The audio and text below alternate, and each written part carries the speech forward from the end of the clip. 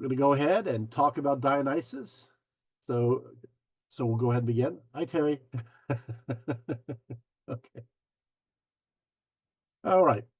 Constantly accompanied by his troops of maenads and satyrs, Dionysus was a god reveling in ecstatic celebration, dancing with his devotees within dark forests and upon open glades. Dionysus became intimately associated with the seasons, the natural processes of life and death and renewal of life once more, as he lived in the spring and the summer, died by winter, rose again with the following spring. We're going to be investigating that shortly. So he became understood as a god of resurrection. Many believed that Dionysus could rise again. Maybe so could they, holding fast that participating in his sacred energies held the key.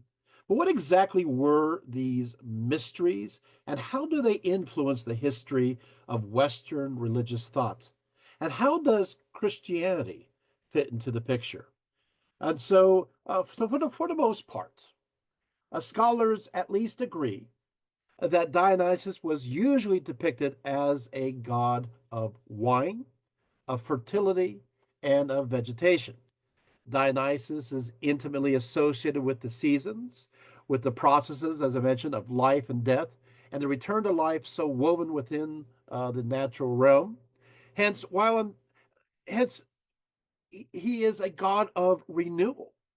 He is the god of the promise of new life. He is the god of resurrection. Now, what happens is this: is that still Dionysus seems to be a contradiction in many ways. He's hard to place. He's hard to define. He's hard to pin down.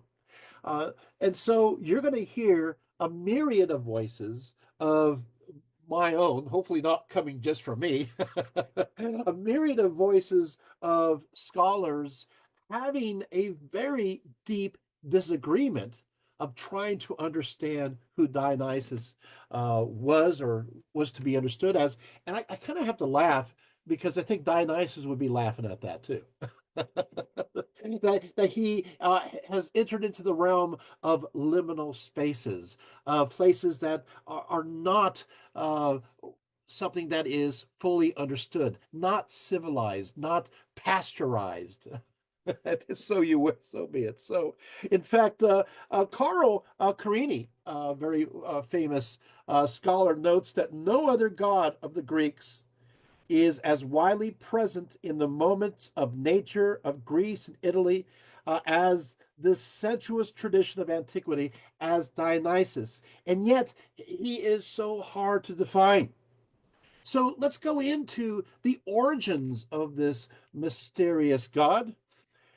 And much of the evidence points to the fact that this deity comes from fertility cults like Tammuz from the ancient East. Let's take a look at the first image.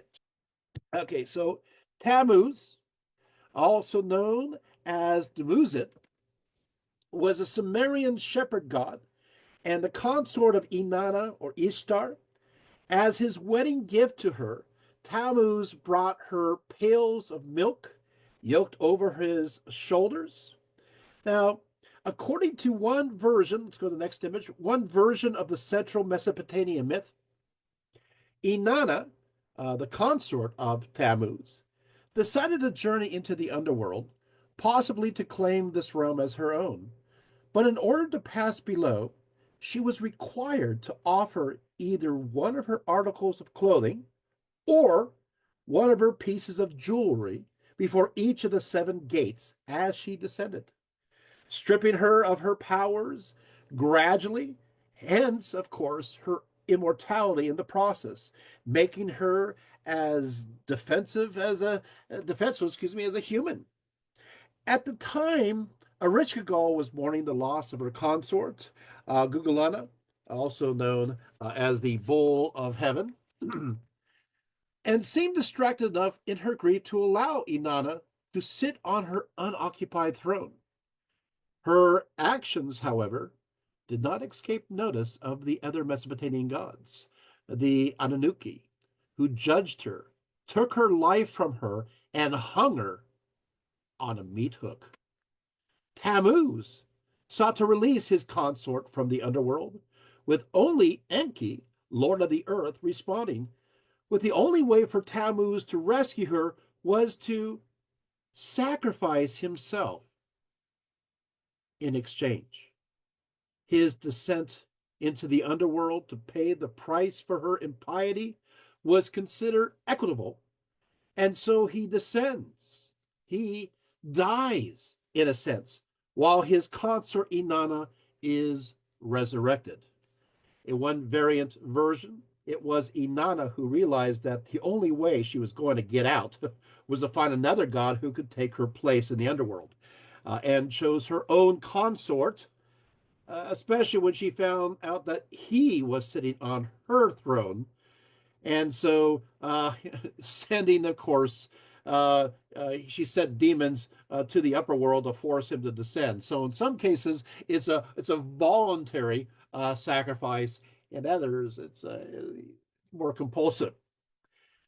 Well, meanwhile, his sister, this is, of course, Tammuz's sister, by the name of Gestinia, attempted to save him from his fate, but failed. In any case, there is mourning at the loss of Tammuz, especially by his sister, and in some versions, his consort Inanna, as he becomes known as the dying god.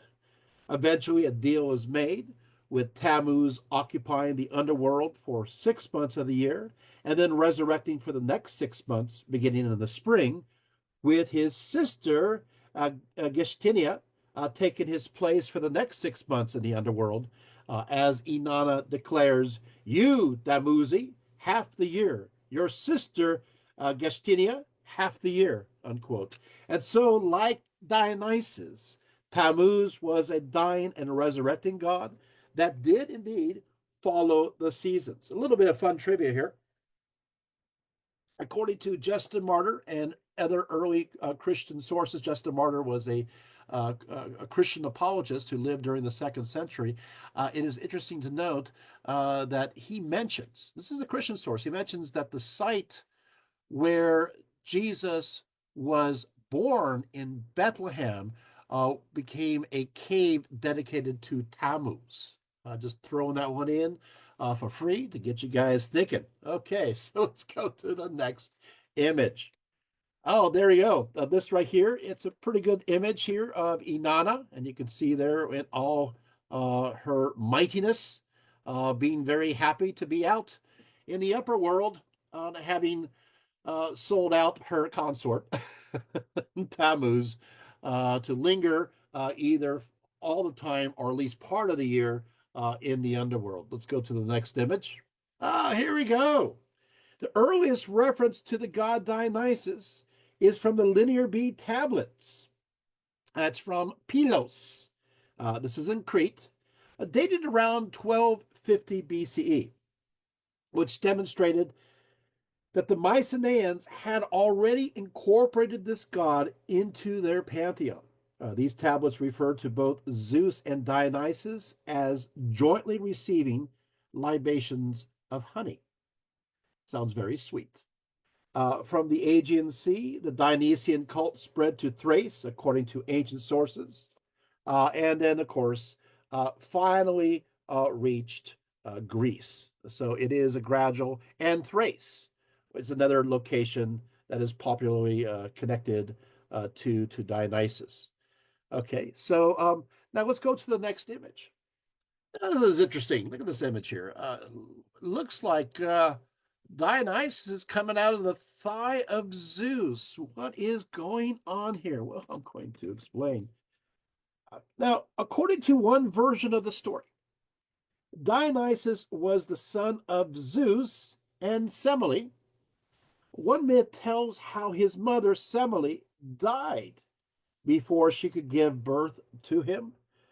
To keep him alive, Zeus took the infant Dionysus from his mother's womb and transferred it to his own thigh. After Dionysus was born from the leg of Zeus, He was entrusted in Hermes' care with a group of nymphs living on Mount Nyssa. Let's go to the next image. Mount Nyssa to raise the infant. Um, uh, Mount Nyssa is in Anatolia, Turkey today. Let's go to the next image. Uh, Down below, of course, of this great mountain is me. It's me. It is a city called Nyssa, and this is me at an ancient library they discovered at Nyssa, and I think that's pretty cool. Let's go to the next image. But Hera was jealous of Dionysus and sent the Titans to consume him, cutting him up into pieces and boiling his body.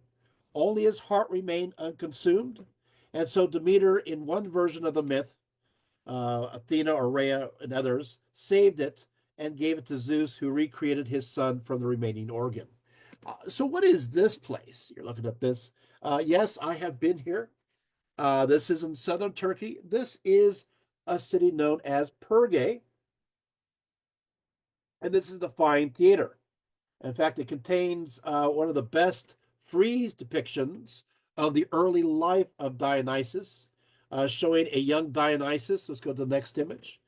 Young Dionysus with a wreath decorated with ivy leaves and pine cones upon placed on his shoulder-length curly hair, and seated upon a carriage harnessed by two panthers. Also, so this particular image. I want to. I'll keep going. Also, in art, Dionysus is often shown as wearing wreaths of vines, riding felines, carrying a rod called a thrysis. Let's go to the next image. So here's a few images here of Dionysus. There's a thrysis right behind him. Let's go to the next image. There we go. There he is playing the pipes. Do you notice that young Dionysus does not have a beard? So typically, when it's a young one, he is shown as beardless. Um, he's sometimes shown as sailing on the sea as well. Let's go to the next image. And there he is with the thrysis again. That's a really good image. Let's go to the next image. Let's get little pictures of this. Okay. We'll put this down for a second. Let's see me for a second. And often he is depicted as having a fine set of wings, as you can imagine. Exactly. And now, we all over we find images of Dionysus, the beardless one, in various artifacts. For example, here is an image of Dionysus. Maybe you can see it a little bit there. Yeah, there you go. Image of Dionysus from this small little votive lamp. You can see right here, it is broken, but this is where the wick was contained, this little hole here. This is where the oil was placed, and this is a votive lamp that's dedicated to Dionysus, and you can see it is the beardless Dionysus with the long coiled hair there. And of course, this is absolutely a gift. It's ownership. So I do own it. Um, and this is from the area near Magnesia on the Meander. So, so you have these offerings. The idea is that you light this up because it doesn't give you that much light. It can't give you that much light. But just like a votive that you have today, you light it up, and this is an offering. Give this up, you offer this up, and hopefully Dionysus, who is the god of new life and protection, as well as fertility and all these different areas, will give you what you wish for. Dionysus was also asked to protect somebody when they did cross the sea. And so you do have depictions of Dionysus, as I mentioned before, crossing the seas, but also Dionysus can help you cross the sea. But make sure that if you get safely on the other side, that you light up another one of these as a thankful offering. And so there are so many of these little votive lamps in dedication to Dionysus. There you have that. I thought you may find that interesting in and of itself. Okay, let's go to the next image. Now, sarcophagus Interesting word, sarcophagus. What can that mean? Well, of course, sarke means flesh. The ophagus part means eater. So literally, a sarcophagus is a flesh eater. And so you're placed in there, and yeah, and things start to change. You go through this interesting transformation. Well, because Dionysus is connected to resurrection into new life, you're going to see all throughout the Greco-Roman world motifs that demonstrate various stories connected to Dionysus, and some of them have nothing to do with eternal life. Just the idea of having Dionysus on your sarcophagus connects to the idea that hey, you will have a renewal. You'll have a new life. We'll go into more details of exactly what that is, but I just want you to be able to see how beautiful these particular pieces are. You can see him holding the thrices there. We also have Erade on it too as well. So let's go to the next image. Well, from vine to theater, Dionysus cultivated the root and inspired stage expression. Yes, Dionysus was also known as the god of drama, of theater. Some scholars claim this association was because of the fact that ancient myths attribute the invention of theater to satyrs, the constant attendance of the god. Doubtless, satyrs or satyrs played a big role in theater, finding themselves in a number of roles. Even the word tragedy itself in Greek means a goat song. The intoxicated revelries of Dionysus were called komos. And again, many scholars believe that this was the source of the word comedy. Okay, so intoxicated revelries, komos, and comedy. Can you hear it? Right? According to Aristotle, the origins of tragedy and comedy arrive from the Dionysian dithram and the phallic song. Phallus, we know what a phallus is, right? Of course, the chorus of these dramatic events often identified themselves with Dionysus, as well as the maenads. So you have these interesting connections, right? One little further note: whenever they had festivities dedicated to Dionysus, they only had comedy and tragedy that would be performed, just those two kinds.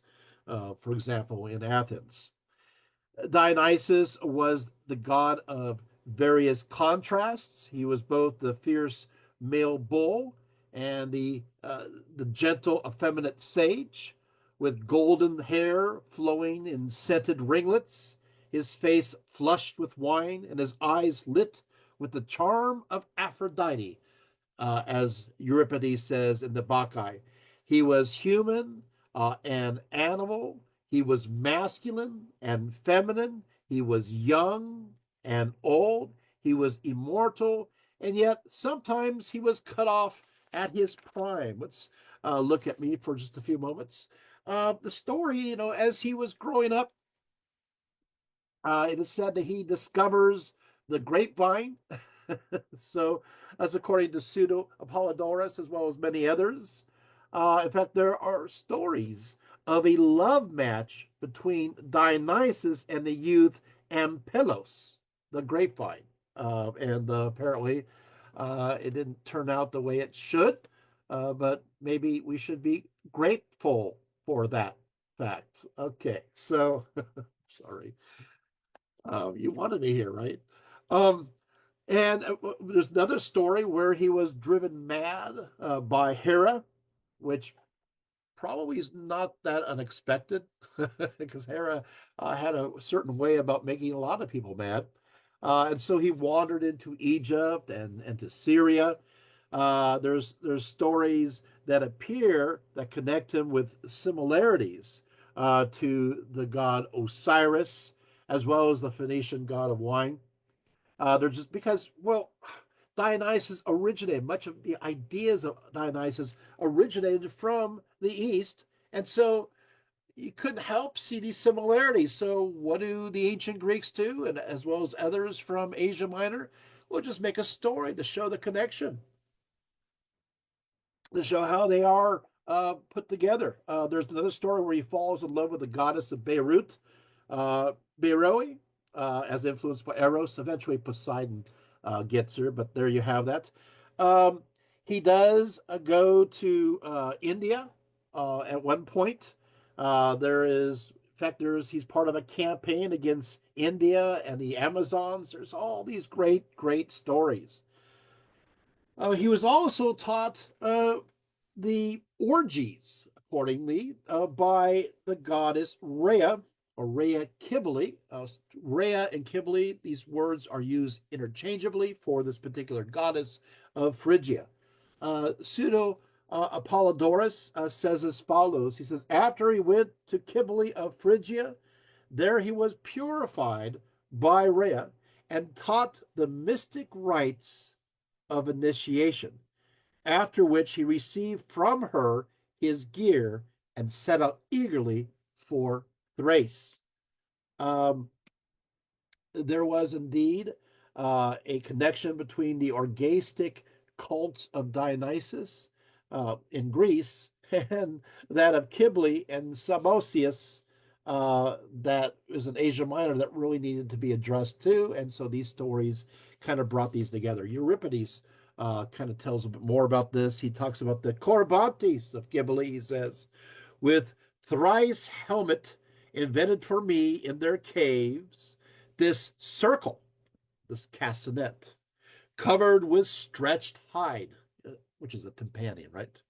And in their excited revelry, they mingled it with the sweet breath of the Phrygian pipes and handed it over to Mother Rhea, resounding with the sweet songs of the Bacchae. Nearby raving satyrs were fulfilling the rites of the mother goddess, and they joined into the dances of the festivals in which Dionysus rejoices. So, yeah, there's a lot of stories. In fact, was I putting this together, I was going, there's way too many stories. If I told all the stories of Dionysus, and I would be here not just all night, I'd be here morning and into the next night. So we're not doing that. So we're kind of going on the mountain peaks, so to speak. So one of the main mountain peaks I want to climb is this idea of resurrection. Because I brought that up in the beginning, so I might as well continue with that, right?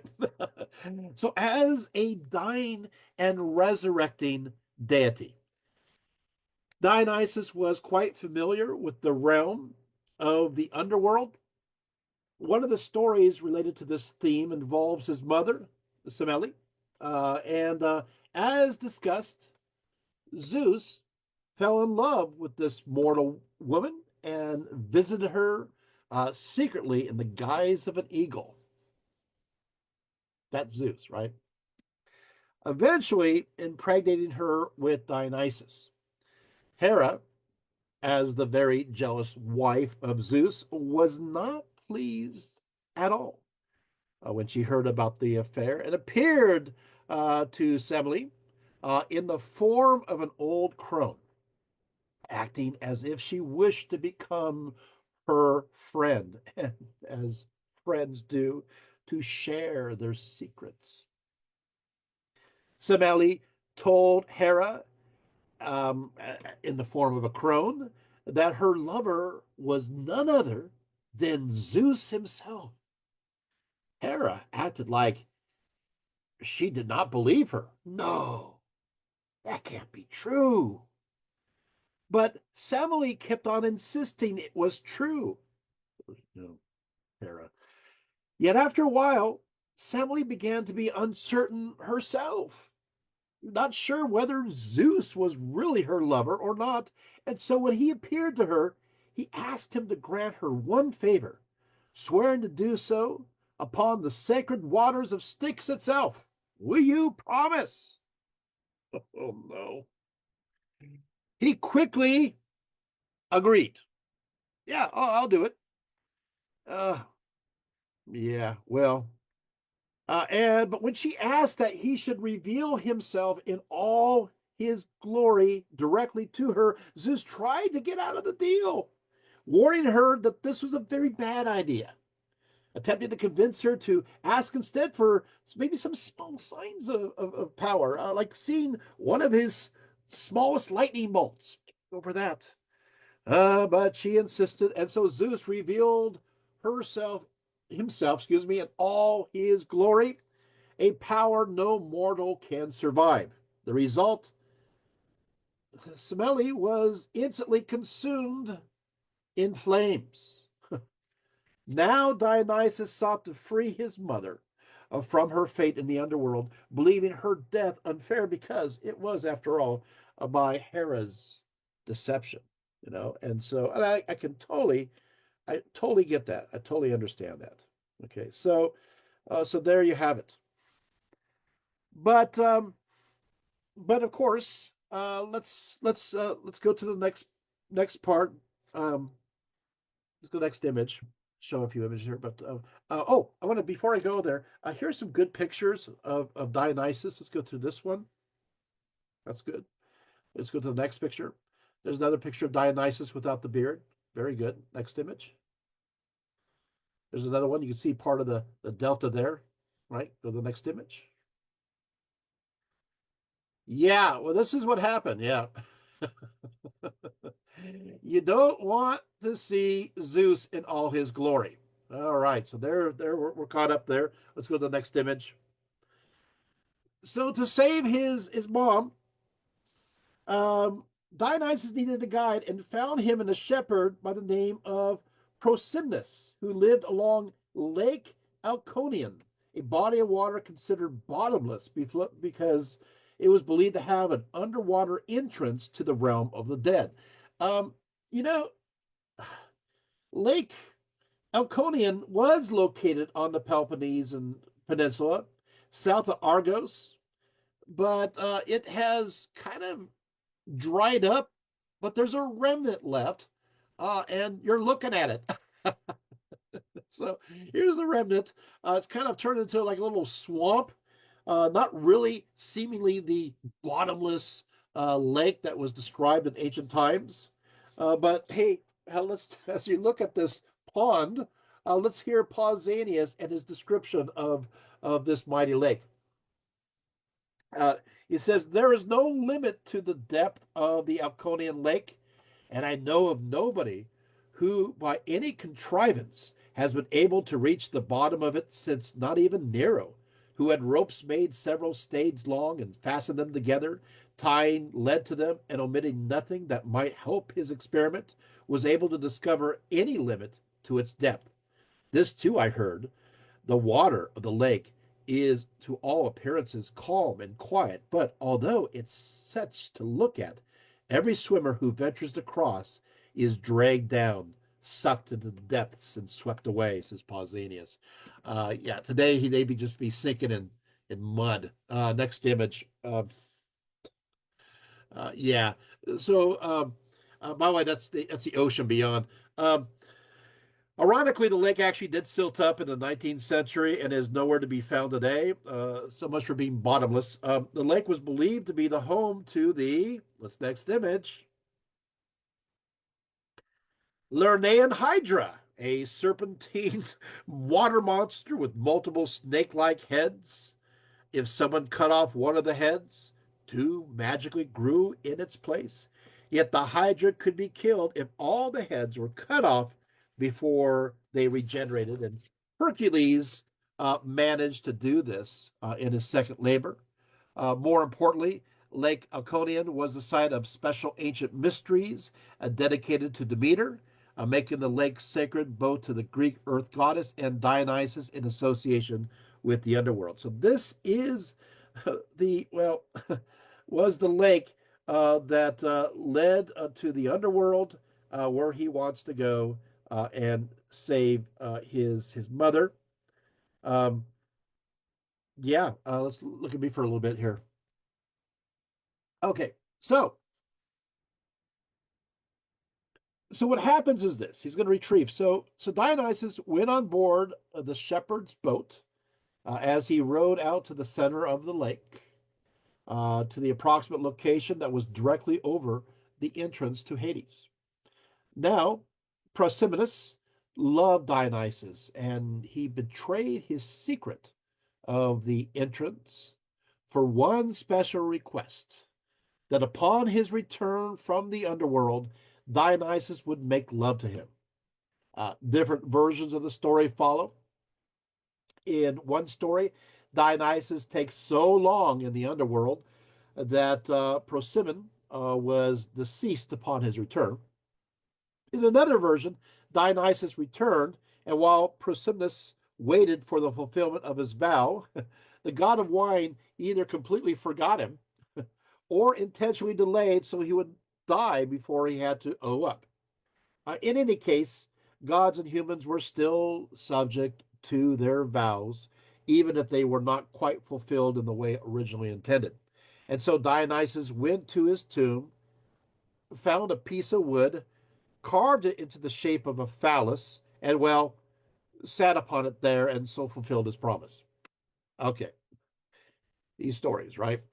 As for his mom, Pseudo Apollodorus asserts in the 2nd century, says as follows: He, Dionysus, retrieved his mother from Hades' realm, gave her the name Thyone, and escorted her up to the sky. Well, that sounds like a pretty good resurrection story, right?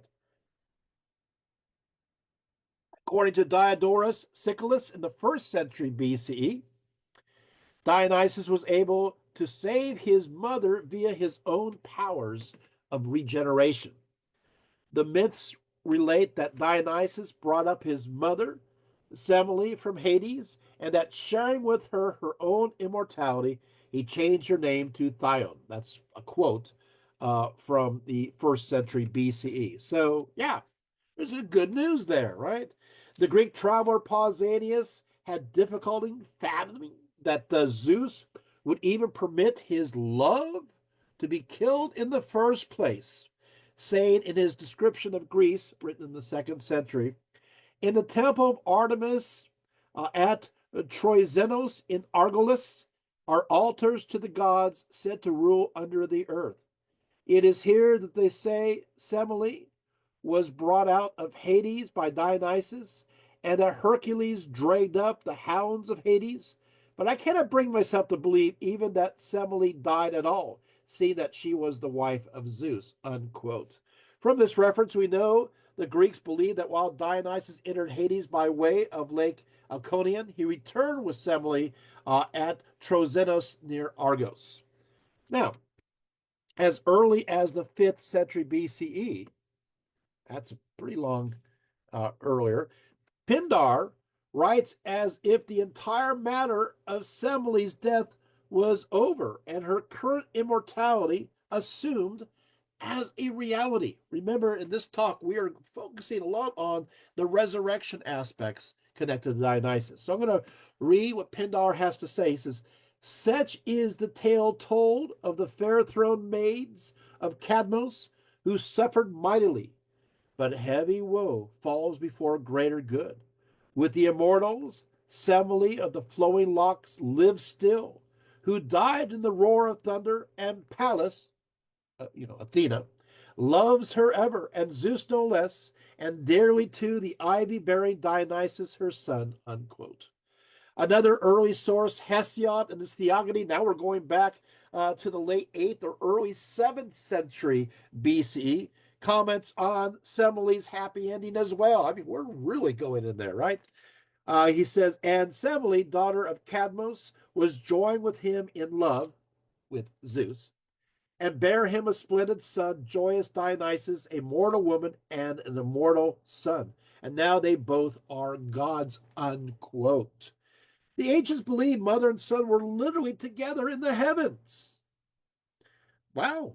Nonnus, writing in the 5th century CE, now we're going the other direction, almost 1,000 years later, right? He says, Semele did mount into the heaven to touch one table with Zeus and the blessed, to sight beside her son Dionysus of the vine. Wow, of course. Dionysus could not have saved his mother at all without Zeus's permitting it, right? As Nonnus writes as follows, he says, Zeus was able to change the mind of jealous Hera to claim and undo the savage threatening resentment with which burdened her. Semele, consumed by the fire, he translated into the starry vault. He gave the mother of Bacchus a home in the sky amongst the heavenly inhabitants as one of Hera's family. I'm sure she loved that. As daughter of Harmonia, sprung from both Ares and Aphrodite. So her new body bathed in the purifying fire. There's a break in the text here, Lacuna. And it says, she received the immortal life of the Olympians instead of Cadmos, and the soul of earth instead of Atone and Agave. She found Artemis by her side. She had converse with Athena. She received the heavens as her wedding gift, sitting at one table with Zeus and Hermes and Ares and Aphrodite. Unquote. Now, I'm looking at this and I'm going through this. And I'm going, well, oh, okay, yeah, I get the point. She's immortal now. She goes to, oh, yeah. This is a little different, right? Because what happens, this is a different kind of resurrection. Now, this resurrection is not the kind of resurrection where you're kind of going, into this. There's no underworld concept here, right? There's no, here's Tartarus on this side, and you have the Elysium place, on the other side. This is being amongst the stars, but not just the stars, but it seems to me that she is still herself able to commune conversations with the various gods and goddesses. This is a real big resurrection story that is unusual, but and moves in a very strong vertical fashion, going straight up. Okay. But Dionysus was not only known to have saved his mother, but his lover. So this is gets a little bit interesting, right? Herodity. And so as Seneca writes, not alone has Bacchus, Dionysus himself, or Semele's mother or Bacchus attained the skies, but also the heavens wear the crown of the Cretan maid, Herodity. Wow, okay. Many legends surround Herodity. Most agree that she was the daughter of King Minos of Crete, most likely revealing an ancient Minoan provenance for the story. In this story, she helps King Theseus defeat the Minotaur. Let's go to the next image. Who is a great beast residing in a labyrinth, who fed upon the flesh of sacrifices of young men. Oh, this is just a nice picture here of Semele and Dionysus together. Let's go to the next image. There we go. This is more of a medieval, but I think this it's appropriate. In this story, she helped King Theseus defeat the Minotaur, as I said, a great beast who resided in a labyrinth, who fed upon flesh sacrifices of the young men and women. According to Pseudo Apollodorus, Theseus was on the list of the third tribute to the Minotaur. Some days he actually volunteered. Um, Herodity pleaded with Daedalus to tell her the way out of the labyrinth.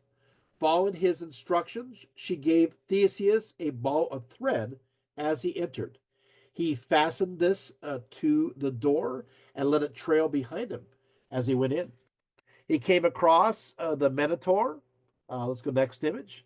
In the furthest section of the labyrinth, killed him with jabs of his fist, and then made his way out again by pulling himself along the thread. Ovid also notes that Theseus, the faithless son of Aegeus, followed the guiding thread and escaped from the winding house through the aid of my sister Herodity gave. Herodity then fled Crete with Theseus, but Theseus betrayed her. There are various versions of how he did so. In one, the king abandoned her on the island of Naxos, next image, while she was sleeping, and it was here that Dionysus first found her and fell in love. I think this is kind of a great image there. I think this is I think Theseus is just taking off there in his boat. Next image. As early as the 8th century BCE, Homer in the Odyssey states Ariadne, that daughter of subtle Minos, whom Theseus bore off from Crete towards the hill of sacred Athens. Yet he had no joy of her, since before that could be, she was slain by Artemis in the Isle of Naxos because of the witness of Dionysus. Here, in this version of the story, she was killed in the presence of Dionysus by Artemis, but the story would develop to where he rescues her from the island and actually marries her before her death, as recorded by Pseudo Apollodorus in the 2nd century, who says Dionysus fell in love with Ariadne, let's go next image, and kidnapped her from Naxos, taken her off to Lemnos, next image, where he had sex with her and begot Theos, Stapholos, Oenopion, and Peritheris. So there you have it. Next image. There we go. The purple robe of Dionysus and Ariadne used to lay upon as their marriage was considered sacred. Polydorus Rhodius writes, a purple robe with the divine Charites had made with their own hands for Dionysus in sea-girt Naxos. Later, Dionysus gave it to his son Thoas. Thoas left it to Hypsiphotes, and she, with many other pieces of finery, gave it to Jason, Jason the Argonauts, as a parting gift. It was a work of art, a joy forever, as pleasing to the eyes as to the sense of touch, and it still gave out an ambrosial perfume it received when the Lord Dionysus lay on it, tipsy with wine and nectar, embracing Minos' daughter and fair young Ariadne, who Theseus carried off from Knossos and abandoned on the island of Naxos. These are just beautiful stories, right? Now, next image. Ancient sources are literally divided into concerning the fate of Ariadne, with one group of stories circulating that whether killed by Artemis or killed or even turned to stone by King Theseus, she remained dead. And another group of stories believing Dionysus resurrected her. It became so confusing that a third legend developed that there were actually two Ariadnes, one who died and one who became immortal, as recorded by Plutarch. I'm going to quote now from Plutarch. Some of the Naxians also have a story of their own, that there were two Minoses and two Ariadnes, one of whom they say was married to Dionysus in Naxos and bore him Staphylos and his brother, and the other, of a later time, having been carried off by Theseus and then abandoned by him, came to Naxos accompanied by a nurse whose tomb they show, and that this Ariadne also died there. So you have these various conflicting stories. Next image. Whether brought back from Hades or not, Greeks and Romans agree that Dionysus established the stars of the constellations of Corona in her honor, as noted by Diodorus Siculus. He says, Dionysus kept her, Ariadne, as his lawful wife, loving her exceedingly. Indeed, after her death, he considered her worthy of immortal honors because of the affection he had for her, and placed her amongst the stars of heaven, the crown of Ariadne, which is the constellation of Corona. Aratus also writes here too that crown, constellation Corona, which glories Dionysus said to be a memorial to the dead Ariadne. So you have these various stories concerning her, but you do also have this idea of this sense of possible immortality, right? Let's go to the next image. The story of her apotheosis is as early as the story of her death.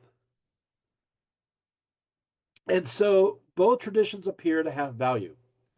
Hesiod records around 700 BCE. He says, and golden-haired Dionysus made brown-haired Ariadne, the daughter of Minos, his buxom wife, and Zeus, the son of Cronos, made her deathless and unaging for him. In this version, Zeus is the instrument for her immortality, yet he makes her immortal for his own dear son Dionysus. Next image. According to Quintus Smyranius, in his Fall of Troy, written around the 4th century CE, Dionysus brought his wife right up to Mount Olympus itself, saying, two great silver bowls, these had Hephaestus fashioned for his gift to glorious Dionysus, whom he brought his bride Ariadne, divine to Olympus, Minos' child far famous, whom in sea-washed Naxos Isle Theseus unwittingly left. Unquote. In the 1st century BCE, next image, Ovid records a version where Ariadne does not even die, but is simply made directly into a goddess, saying the constellation Corona of the Knossos girl, Theseus' crime defiled her. She gave the ingrate the winding thread of the labyrinth and gladly swapped her perjured husband for Bacchus. He, Bacchus, embraces her, Ariadne, and mops her tears with kisses and says, let us seek heaven's heights together. You have shared my bed, and you will share my name. You will be named Libera. When transformed, I will create monuments of you and your crown, which Hephaestus gave Aphrodite, and she gave you. He does what he said and turns its 9 gems to fires, and the gold crown glitters with 9 stars, which of course is the constellation Corona. So, next image. Many Greeks, these are great images, many Greeks and Romans interpret her so-called sleep, if you hadn't noticed these images, on the island of Naxos as symbolizing death. She is sleeping, which means she's dead. And Dionysus awakening her as representing her resurrection. And so, one popular theme upon various sarcophagi, which we have seen, right, as well as images in art, presents to Dionysus as about to awake Ariadne in order to marry her. The imagery intended to comfort the mourner that their loved one too will be awakened and resurrected soon. As you can imagine, Greeks and Romans began to ask themselves, next image, if Dionysus could bring his lover and mother back to life, and even himself as the dying, resurrecting God, why not others? Why not us? Nanos records this sentiment, depicting Zeus as sane to Semele. Europa, glorified by Zeus's bed, went to Crete. Semele goes to Olympus. What more do you want after heaven and the starry sky? You bring forth the son who shall not die, and you I will call immortal. Happy woman, he says, you have conceived a son who will make mortals forget their troubles. You shall bring forth joy for gods and men. Whoa, so we are definitely going somewhere. I told you we're going to take the time to really unpack this idea. Next image. You can see these images are everywhere. And of course, you can see Dionysus is here, poking at her, hoping to wake her up in order to marry her. And so this will hopefully have a very happy ending. Let's go to me for a little bit here. I love showing these kinds of images because sometimes pictures are stronger than words, right?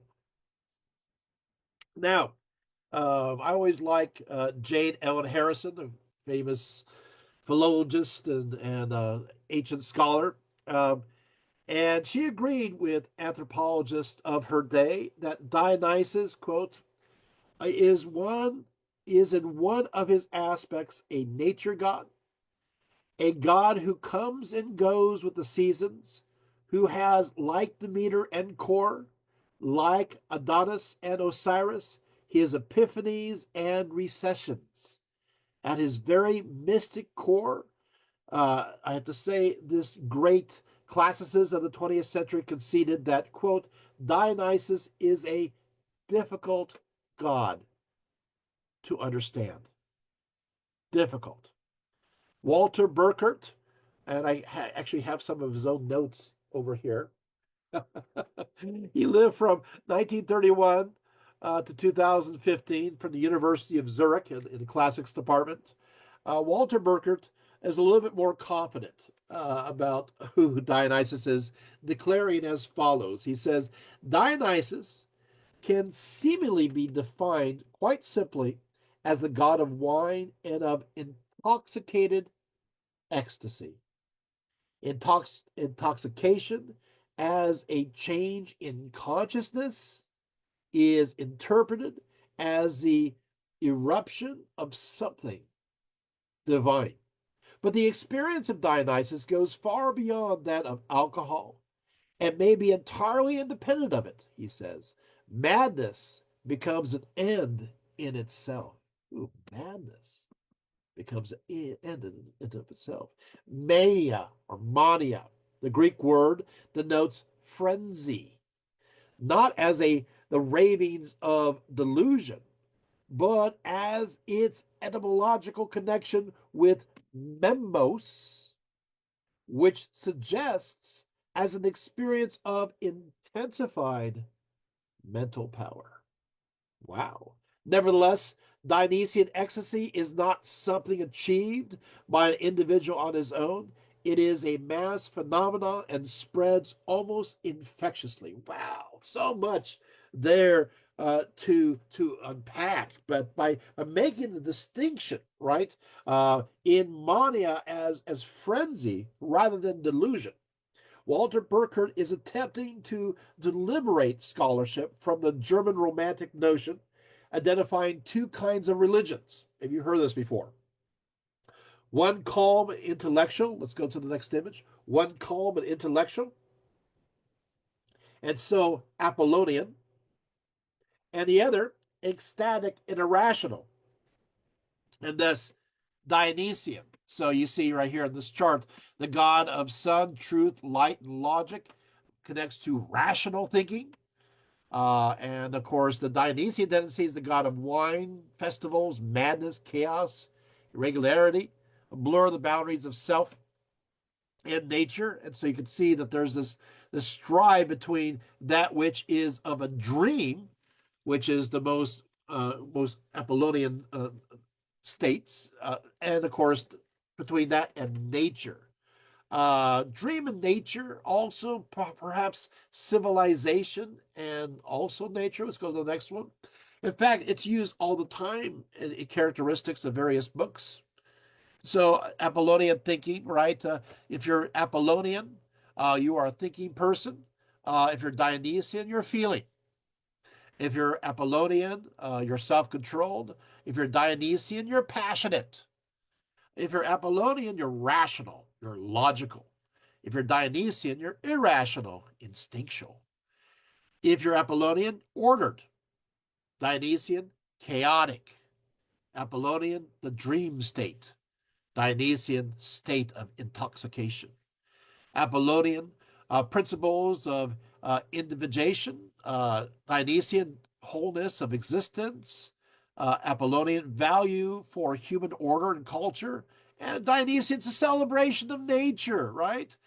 Um, Apollonian celebration, appearance, illusion, and of course, Dionysian, brute realism, absurdity.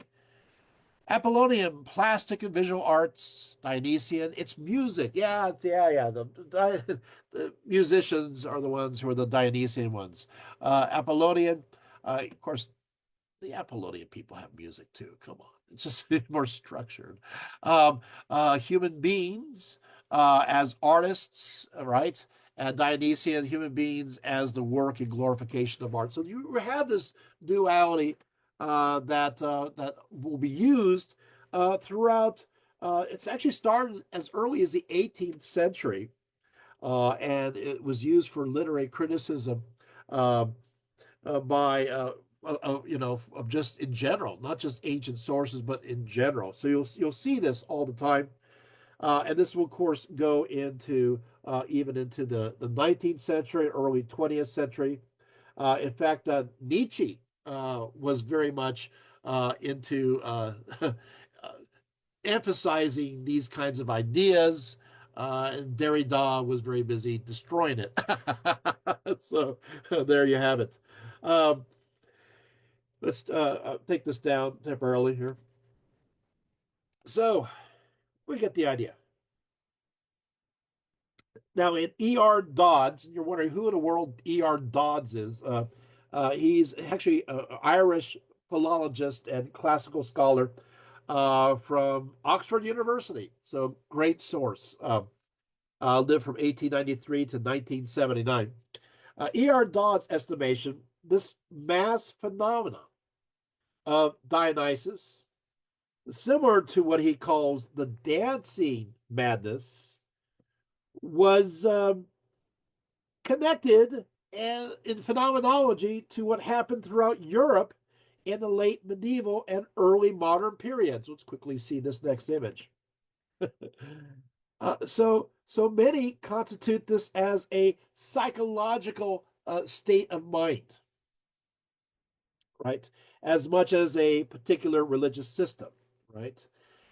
Details of this phenomena that happened in Europe included an incident at Liege in 1374, where certain possessed folk had come dancing half naked into town with garlands on their heads, unquote, in the name of St. John, and, quote, the crazy dancers of St. Vitius at Alsace in 1518, says Dodds, also had somehow were involved in this kind of phenomenology, accompanied by what he says is drum and pipe, and similar music to that of the Dionysian cult. So you have this idea that maybe what's happening here is actually a natural phenomenon, something that occurs every now and then later on they try to capture this mania and try to bring it back, or to just keep using inspiring these kinds of actions to occur, but that a lot of it is possibly psychological in nature as an origin. Let's go to the next image. Okay, so yeah, well, here's the thing: is that whether it's designation, Kurt Latte sounds like a right. He's actually a classical scholar as well. Königsberg, Bonn, and Berlin, 1891 to 1964. He believes that the mania involved various Dionysian cults, and the Bacchae in particular, and it better actually corresponds to the type where the individual manifests extraordinary strength and exhibits insensibility to all sensations, than to the kind where the person resides within a motionless trance, which is more characteristic of certain Neoplatonic as well as the Pythia of Delphi. So he's saying that, well, no, Dodds, it's not that. It's not like this mass phenomenon. It's very much an individual mania, very much that is of this type. He says this difference, by the way, is important to Latte's theory, exposing the lack of evidence undergirding the assertion that the Pythia at Delphi, let's go to the next image, and the cult of Dionysus were somehow connected. I'll say it again.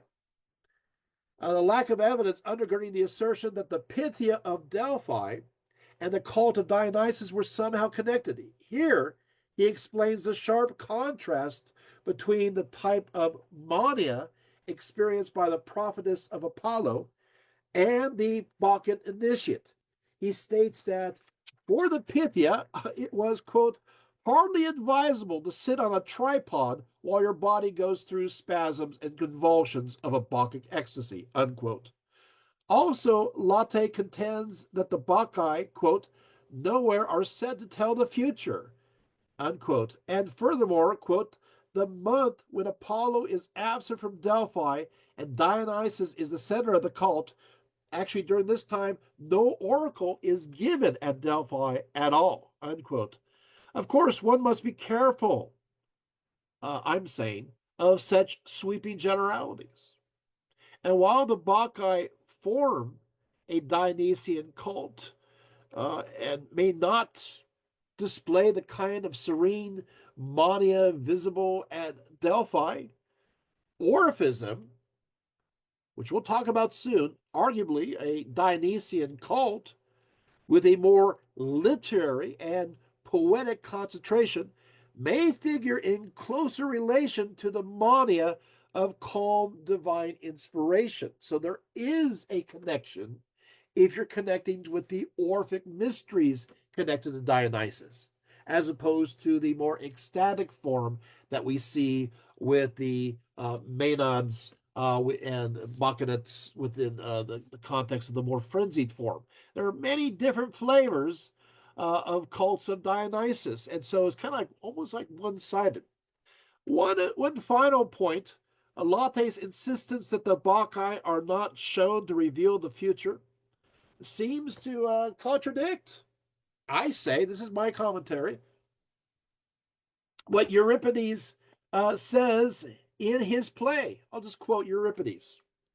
And this god, being Dionysus, is a prophet. The Bacchic ecstasy and frenzy holds a strong prophetic element. When he fills irresistibly a human body, he gives those so possessed power to foretell the future, unquote. That's from the Bacchae 380, section 1, unquote. Dropping mic. Okay, let's move it right along. Sorry, I had to give a little commentary there. You see how scholars all fight? They really do. John Cuthbert Lawson. Oh, he's a great guy from Cambridge, folklore and Greek religion. He's born 1874, died 1935. Yeah, it's a long time ago, but he's a classic. He believed, quote, a state of ecstasy was the highest manifestation of religious feeling. Let's go to the next image.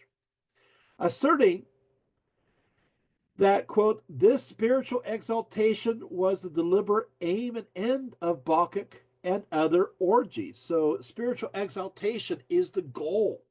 He adds, however, it must be frankly avowed that religion in its highest manifestations was not conducive to what we call morality. Unquote. Ooh, morality. This is a 19th century man that's reacting to these ideas, right? In his opinion, the Bacchae of Euripides, quote, with all its passion for the beauty of holiness, is a standing monument to the excess of frenzy, and that these were no mere figment of the poet's imagination, nor a transfiguration of rites long obsolete, that it is proved by a single sentence of sober enough writers of later times. He says, the things that take place, now he's quoting from Artemidorus. So this is John Cuthbert Lawson quoting from Artemidorus from later times to describe that was going on. He said, the things that take place at nocturnal celebrations, however licentious they may be, although known to the company at large, are to some extent condoned by them owing to their drunkenness, unquote. So it's like, it's permitted because they're drunk. What goes on in the Maenad forests stays in the Maenad forests. It's like Las Vegas, right? Well, anyway, Lawson's morality play, upholding abstract codes of conduct based upon Greek notions of rationality and civility and crafted to stabilize the community into manageable conformity was utmost in Euripides' mind when he created the character Pentheus. That's actually my sentence. Yeah, I'm so convoluted. Pentheus. Oh, who's Pentheus? Let's go to the next image. Pentheus. There he is. Pentheus was the king of Thebes, and he represents the rational side of human nature, upholding the city state, the polis, and the conventions of morality that maintain order. He would be, from an 18th, 19th century perspective, very Apollonian, right? um, and so what happens is Pentheus believed that this astounding scandal created by an upstart god through intoxication was causing their women to go, quote, creeping off to lonely places, unquote, and convincing these disloyal vessels to surrender themselves, quote, to lecherous men, unquote. That's from Euripides, by the way, the Bacchae 180 to 199. Now, on the other side of the equation, you got the rational Pentheus. Who's the other side? The great prophet Tiresias. Tiresias. So Tiresias' support of these mysteries, of these bacchanals, in Pentheus's estimation, could not be the result of a legitimate passion to worship Dionysus, but instead, next image, he accused the prophet of introducing a new god in order to advance your augur's business to collect more fees for inspecting sacrifices. It's got to be a plot. He perceives Dionysus as an instructor of lunacy who spreads a new disease and fouls the whole land with lechery. It's also from Euripides. In reaction to this offense, Pentheus must uphold the law at all costs and bring the foreigner, this outsider, to justice. Let's look at me for a little bit. Yet Pentheus commits hubris because he trusts in his own power to carry out his objective and not the gods. Tiresias scolds the king for his arrogance. He says, you rely on force, but it is not force that governs human affairs. Do not mistake for wisdom that opinion which may rise from a sick mind. Wow. Here, the prophet interprets Pentheus and what he represents as a disease needing a remedy, right? This illness may be linked to the king's inability to realize that his own non-rational animalistic tendencies, right? That he himself has a non-rational darker side.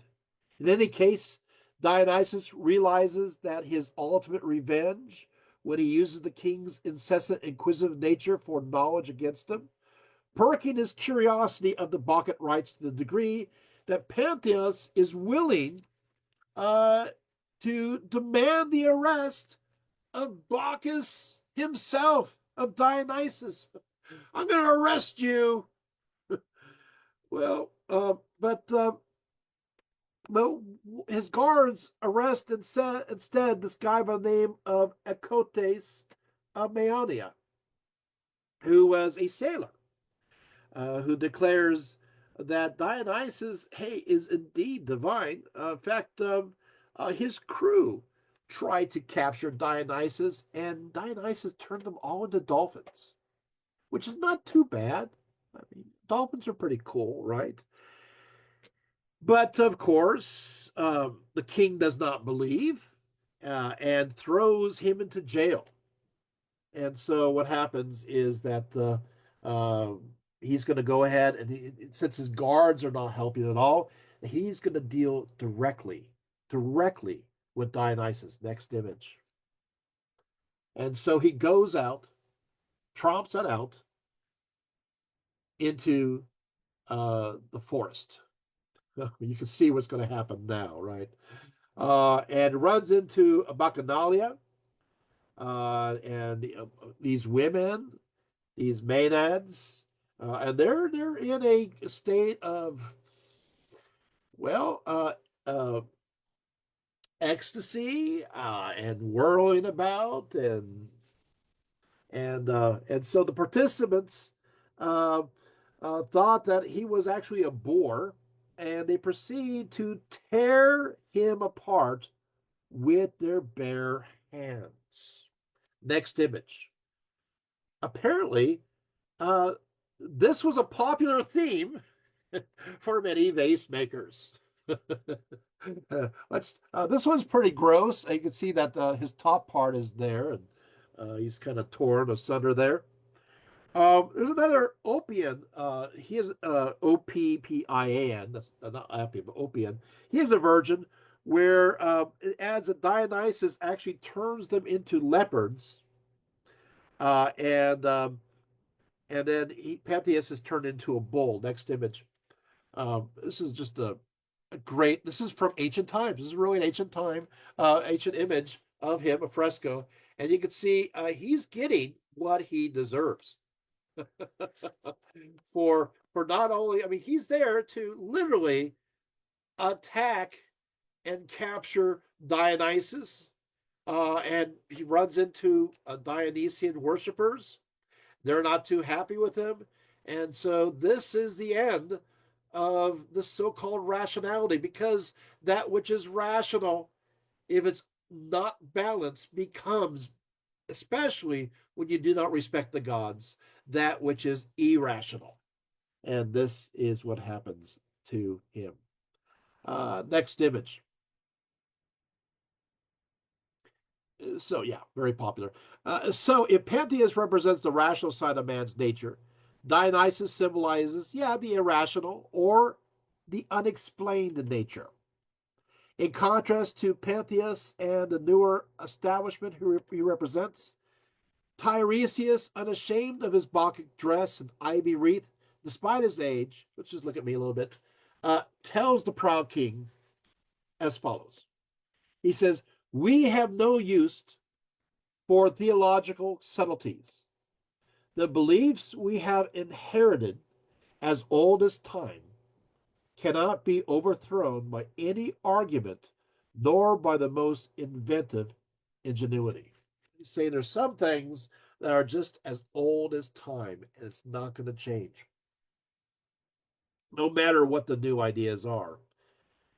He continues, of course, man may claim the rational sciences, but it is the unpredictable element that will lead to his undoing.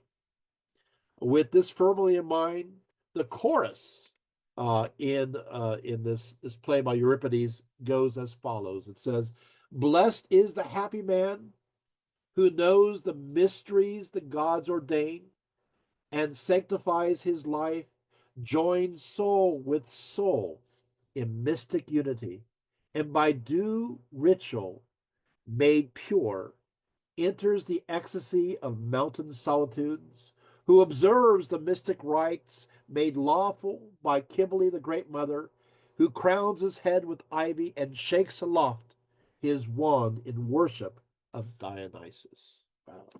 So, so the idea of mystic unity with a deity is in some ways comparable to the Greek and Syrian Orthodox practice of hesychism, although not an outward display of frenzy, which is perceived possible through the sanctification achieved as a result of the cleansing abilities of certain ritual practices, i.e., the Jesus prayer.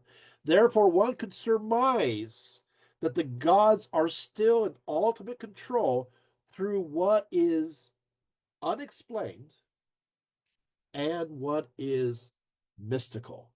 Of course, due to his irrational and unpredictable disposition, it was never a good idea to insult Dionysus, for his rage was proverbial.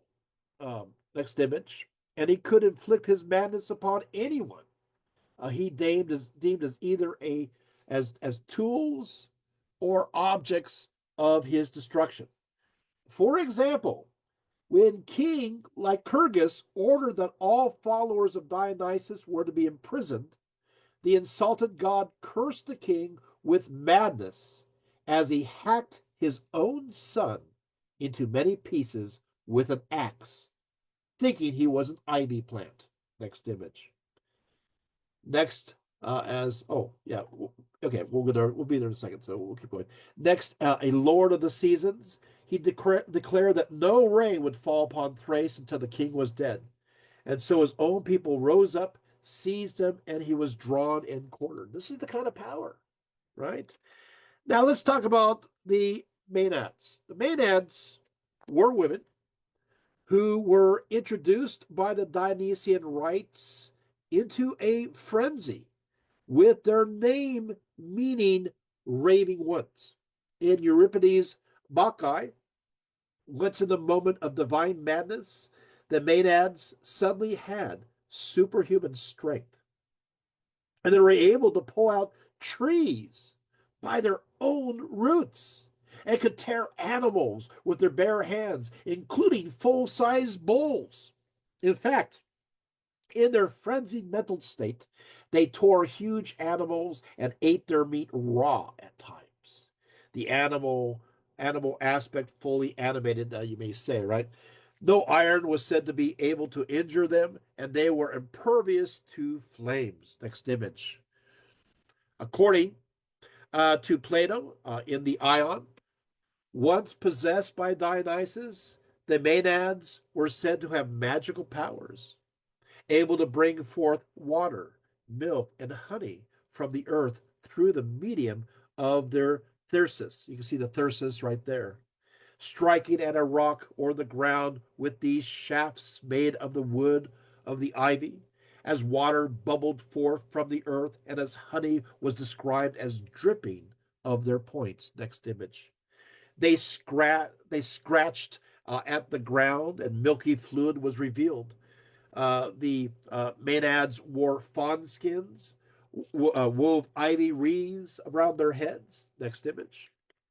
And often adorned themselves with snakes, some apparently alive, who apparently did not harm them. They made themselves mothers to fawns and wolf cubs, permitted them to suckle upon their breasts. How much of Plato's description is rhetoric, legendary, or perceived as actual is a point of much debate. Let's go to the next image. As for the actual maenads, we know that in the middle of every other winter, women from all over Greece suddenly took off their shoes, let their hair down, and disappeared into the woods, shouting out, "To the mountains!" as they left their homes and perhaps their bewildered menfolk. Next image. Of course, the man did not leave them alone, for it was legendary that those who offended the god were cursed with eternal. Sorry, the men did leave them alone, excuse me, because it's legendary those who offended the god were cursed with eternal madness. Of course, we saw examples of that. There's another next image. After a sacrifice of various cakes in the woods or high places, next image, they danced all night to the accompaniment of tympanium and flutes. Next image. In some cases, a sacrificial goat was brought forward, declared as the king, and then sacrificed to Dionysus, or in some cases, torn apart by hand and eating the meat raw and drinking the blood. The dancing was amidst torches all around, and they began to twirl. They would typically twirl in a circular motion, around and around, wildly throwing their unbound hair about into full manes while jumping and shouting, and often saying the word "yoy." Next image. The music that accompanied it would build into a momentum, going faster and faster, and eventually they would reach the climax of their mystical experience, feeling the frenzy of ecstatic euphoria or ecstasy, after which they then fell to the ground. Next image. The story goes that any male observer stood the chance of being torn limb by these women in the midst of their divine ecstasy. And so men did tend to stay away. Of course, myths were plentiful about unfortunate men who did chance to view the mysteries. Naturally, stories of orgastic feast and debauchery followed this ritual, and there's evidence that this may be true, at least in some cases.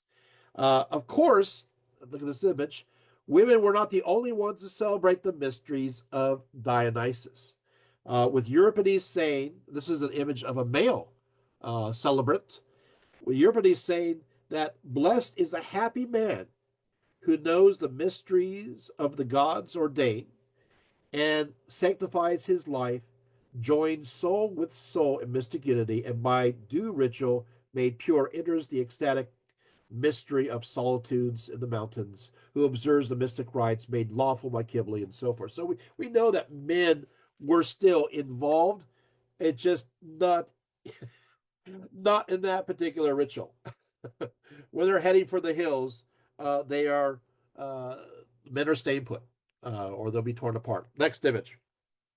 The mystery cult of Dionysus that mixed both men and women did spread to Rome and was established around 200 BCE on the Aventine Hill at the Grove of Stimula, the latter another name for the mother of Dionysus, Semele. Ovid notes there was a grove known either as Semiles or Stimulas, inhabited, they say, by Italian maenads. Ito, asking them their nation, learned that they were Arcadians and that Evander was the king of the place, hiding her divinity, Saturn's daughters, cleverly inside of the Latin Bacchanae with deceiving words, unquote. According to the Roman historian Livy, when the Bacchic mysteries were first introduced, they prohibited men from partaking in the sacred orgastic rites, and at this time they were only celebrated 3 times a year. But eventually, they were inclusive of both genders and open to all social classes. They also increased their gatherings to 5 times a month, with the more prudish Romans seeing these celebrations as nothing but a endless drinking orgy. At one point, the Roman Senate outlawed them and arrested them for their crimes. After then, the imperial authorities closely monitored the mystery cult, restricting their meetings to 2 men and 3 women and no more at any time. Wow. So there you have that. Uh, Next image. This is many Dionysian banquet halls were located throughout the Greco-Roman world. One of these was discovered in Ephesus, right above the Great Theater within a giant villa complex. I needed to dig out, but I didn't have a chance. I had pictures of me actually climbing amongst the ruins of this hall, walking through the very tall grass and looking over the theater there. Um, and so you have that next image. One Dionysian hall was recently discovered in Pompeii with an elaborate frieze called a uh, megalography. We see, of course, this is just really recent, within the last couple of years. And it was just announced this year. So you're seeing some pretty cool pictures. We see priests and priestesses, bacchanals and maenads. They seem to be dancing, next image, and some of them are playing a flute. We do see slaughtered animals hung, uh, sometimes on their shoulders. Next image. It's pretty impressive, right? One figure makes an offering of wine in an acrobatic manner, with a libation behind him from a drinking horn. Next image. Dionysus is there at the center with Salinas, his companion. A woman nearby looks as if she's being initiated into the mysteries. And of course, And so you see that there. So these are pretty great images. Next image here. So you can see the animals there. Look at that. Look at that expert. So she's at the moment of being, apparently she's being initiated. And I'm not sure what that expression is saying, whether this is a good or a bad thing, but there you have it. Uh, there were also Dionysian mysteries restricted only to men. So we're kind of going through this. We have Dionysian mysteries, only women, Dionysian mysteries, women and men, and now we have Dionysian mysteries that are only men, and very restrictive. And we find these especially in Greece, mainland Greece, as you would expect, because it's a little bit more patriarchal. And so I'm going to read. I have to do this because I have to do this, the point of contrast. I'm going to read um, what's called the rule of the Bacchus. And what this is, it dates from 178 BCE, and it survives, and it is how you're supposed to conduct yourself. And I gotta tell you beforehand, this is a uh, pretty down in the mouth type of people. They're not really celebrants at all, and I wouldn't want to join their club. I'll just start off that way. Uh, so but this offers an unusual glimpse of a month-to-month life in one of these cults, according to the inscription. So I'm reading this from the inscription. The entry fee to join was 50 denarii, and they were to meet on the ninth day of each month, as well as on the day of the founding of the club. So far, so good. Each member was also to pay via a fixed amount of wine monthly, and if they failed to supply the proper amount of wine, they were to be excluded that month. I mean, I get that, right? Make sure you bring the wine. Their meetings were to be a very serious affair, with the inscription saying, "No one may either sing or create a disturbance or applaud at the gathering, but each shall say and act his allotted part with all good order and quietness under the direction of the priest or the arch-Bacchus." And I think to myself, what? It's like this is the opposite of what a Dionysian meal or ritual is supposed to be. I mean, no singing. I mean, Dionysus is all about celebration. It's all about mischief and chaos, but not for these down in the mouth gentlemen. Apparently, those of the Athenian chapter of the cult were prone to fighting. For the inscription further states, "If anyone starts a fight, or he be found acting disorderly, or occupying the seat of another member," heaven forbid you sit on somebody else's seat, "he shall pay to the society 25 light drachmae." Wow. "And if anyone comes to blows, he who has been struck shall lodge a written statement with the priest of vice priest, and he shall without fail convene a general meeting, and the Iobaci shall decide the question by vote. The penalty, either exclusion for a period or a fee not exceeding 25 silver denarii. And the same punishments shall be imposed also on one who, having been struck, fails to seek redress with the priests of the arch-Bacchus, but has brought a charge before the public courts." So if you go and you narc, you don't talk amongst yourselves, and you go tell somebody in the public sphere, in the public courts, if you do that, then you break the privacy and you are in big trouble. Well, I guess you just don't want to do that, right? As for the meetings, like I said, this is like you're getting the whole spectrum of the Dionysian worship. As for the meetings, the rule states the priest shall perform the customary service of the meetings, the drink offering for the return of Bacchus, and pronounce a sermon which Nicomachus, the ex-priest, inaugurated at the end of the public spirit. The portions of the offerings were to be offered to the priest, vice priest, and arch Bacchus. Get something in my eye, sorry. And treasurer. and then to Dionysus, core, Aphrodite.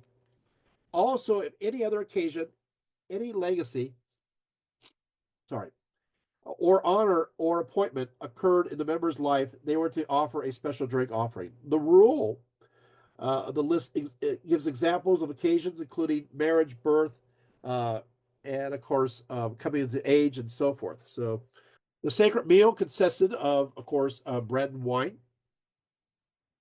There you have that. But there's other celebrations that were a little bit better. So you have these three types. You got these mysteries with the maenads going off. You have the co-ed ones. You have these stodgy men, but there also were public celebrations too in Athens and other places. So let's kind of go into some of these. Um, let's go to the next image. Okay, at the Linnea Festival. This is an image from this. It's kind of it's not a very good image, so I have a black and white one for the next one, but you get the idea. Um, but there it is, the next image. At the Linnea Festival, this happened in Athens during what they call marriageable months. That's January and February. And only comedy and tragedy were performed during this festival. Did I tell you there's a special connection with Dionysus with these two forms? A torchbearer would invite those in attendance to summon Dionysus. He would appear with nymphs called Line, and this celebration was held at night. The maenads were there to awaken, apparently, the sleeping god to spring. So you have this idea that Dionysus is underground, and he needs to awake to bring spring to come about, right? The next image. The next is, of course, called the Anthesteria. The Anthesteria is the festival of flowers, which is celebrating the spring. Dionysus was believed to be, as I mentioned before, underground, and he arose with the flowers to the surface, connecting to new life. In fact, he arose in connection to the rituals and the activities and the dances and the music of the women of the maenads who are involved in these rituals, that they're doing this and it's bringing the flowers, but it's also bringing Dionysus to come forth. Of course, the wine is arriving during this period of time. The wine is fresh, which is not fermented, maybe it's grape juice, right? But it was taken to the temple of Dionysus and then given to the general public. So you have a distribution of the wine. There was an ox statue of Dionysus, although in some cases you have an actor dressed up like an ox. What happens is this statue is brought to a place called the Bucolion. Now, this is where it gets interesting. Here, Dionysus would be theoretically married to the king's wife. And of course, obviously, this is all theoretical pageantry, right? And so the idea that the king's wife is married to Dionysus, this kind of goes all the way back to even rituals are very, very, very old.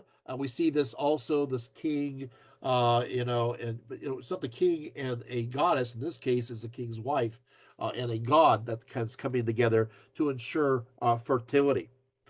And then, of course, what will happen is that the next day you have special porridge that's made.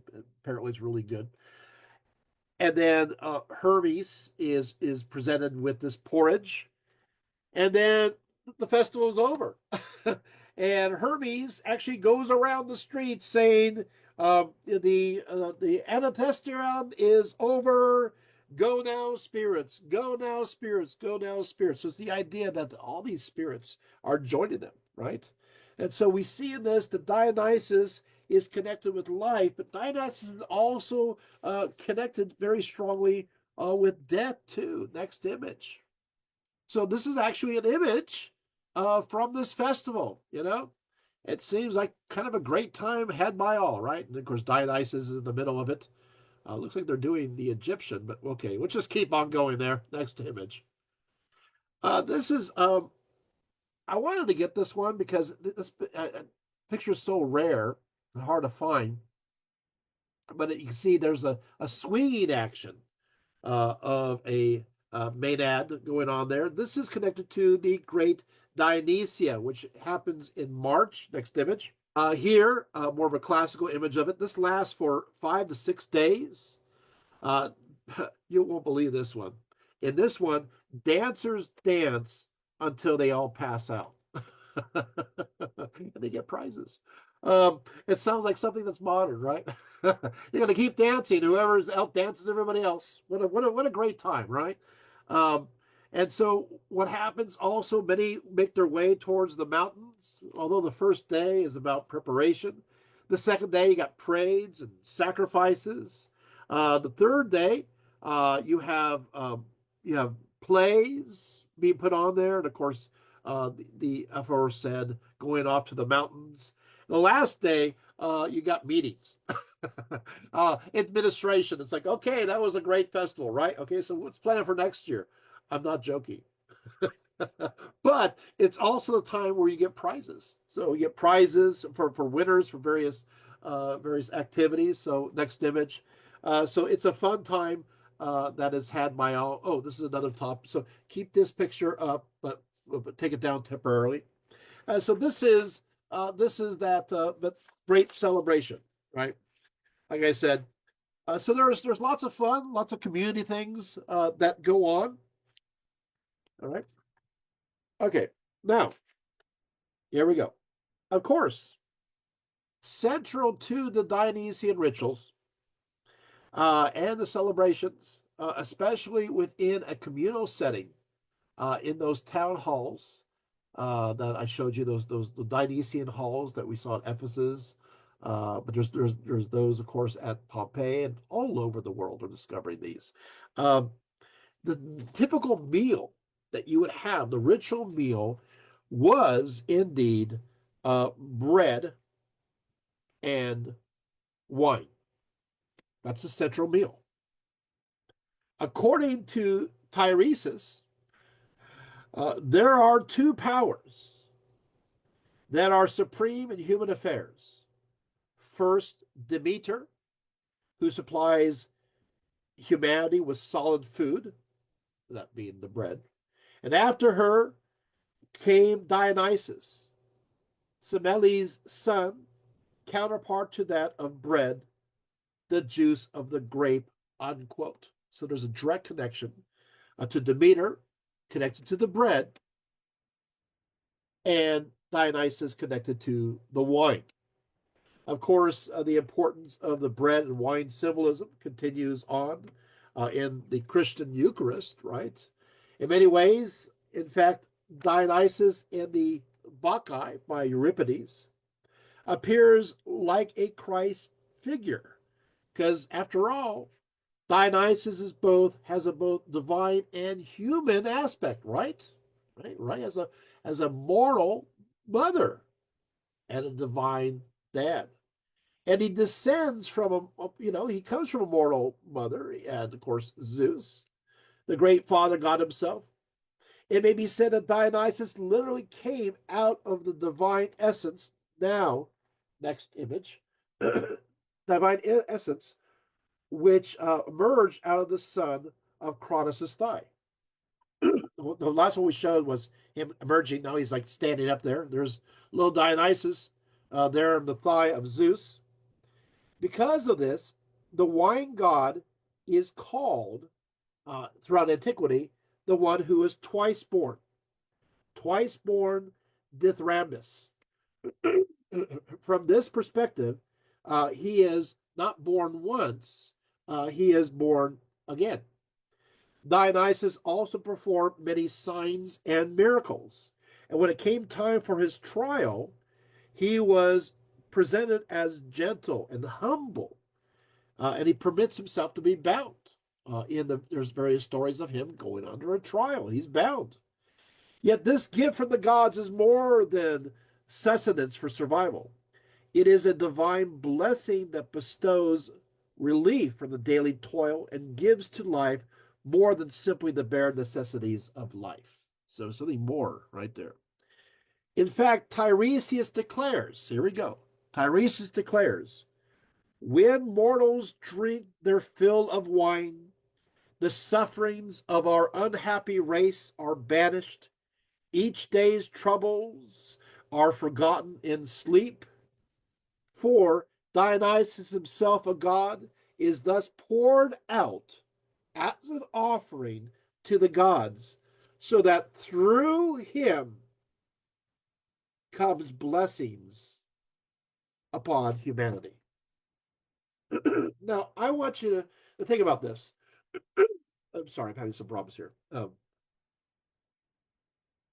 want you to think about this a little bit. Okay, so here we go. So Dionysus, I'm quoting from Tiresias. I'm quoting, right? This is ancient times. This is not me talking, right? So we have this idea. So mortals are drinking their fill of wine, right? But you have this idea of Dionysus being poured out as a drink offering to the gods, that through him, through Dionysus, there's blessings that come upon humanity. That's a pretty interesting perspective.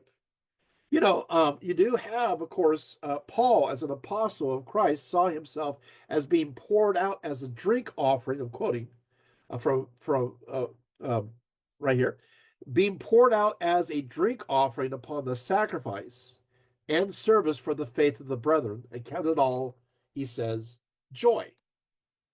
Now, of course, not saying one is following the other, but there is still a close parallel, right? There is still something that is going on. Like Dionysus, Christ's offering results in what? A special blessing. That it is through Dionysus the special blessing arrives. It is through Christ a special blessing arrives.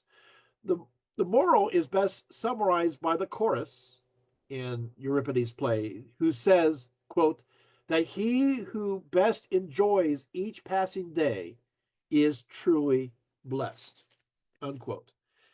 The scholarship linking Christianity, next image. There we go. So this is a great image of Dionysus. Let's be there for a little bit. As the great, well, actually, I love the next image. This is the context of it. He is definitely the fruit of the vine, and he's next to Mount Vesuvius. This is from Pompeii, and this is before the top blew off of Vesuvius in 79 CE. So this is what the mountain peak looked like before the eruption. The scholarship linking Christianity with the Dionysian mysteries is legion.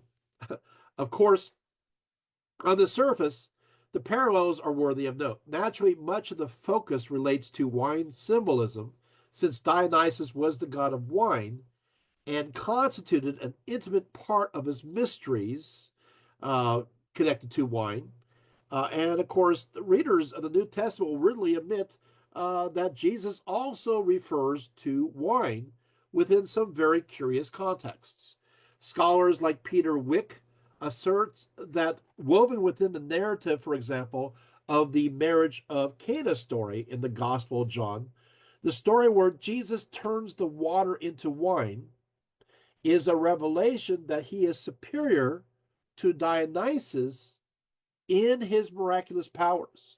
For while Dionysus may create wine, Jesus is able to do one better, turning any substance, even water, into this wine, revealing he or whom he represents possesses supreme authority over the natural elements. Next image. Yet, it's interesting. Actually, take this. No, keep it up. Yet, transformation stories connected with Dionysus and wine were not unheard of within an ancient Greek context. According to Pausanias, who lived in the 2nd century, this is the town of Elis, which he's talking about. Between the marketplace and the Menios in the city of Elis is an old theater and the shrine of Dionysus. The image is the work of Proxotes, he says. Of the gods, the Eleans worship Dionysus with the greatest of reverence, and they assert that the god attends their festival, The Thaia, the place where they hold the festival they named the Thaia, is about 8 staves from the city. 3 pots are brought into the building by the priests and set down empty in the presence of the citizens and of any strangers who may chance to be in the country. The doors of the building are sealed by the priests themselves and by any others who may be so inclined. On the next day, they are allowed to examine the seals, and on going into the building, they find the pots now suddenly filled with wine.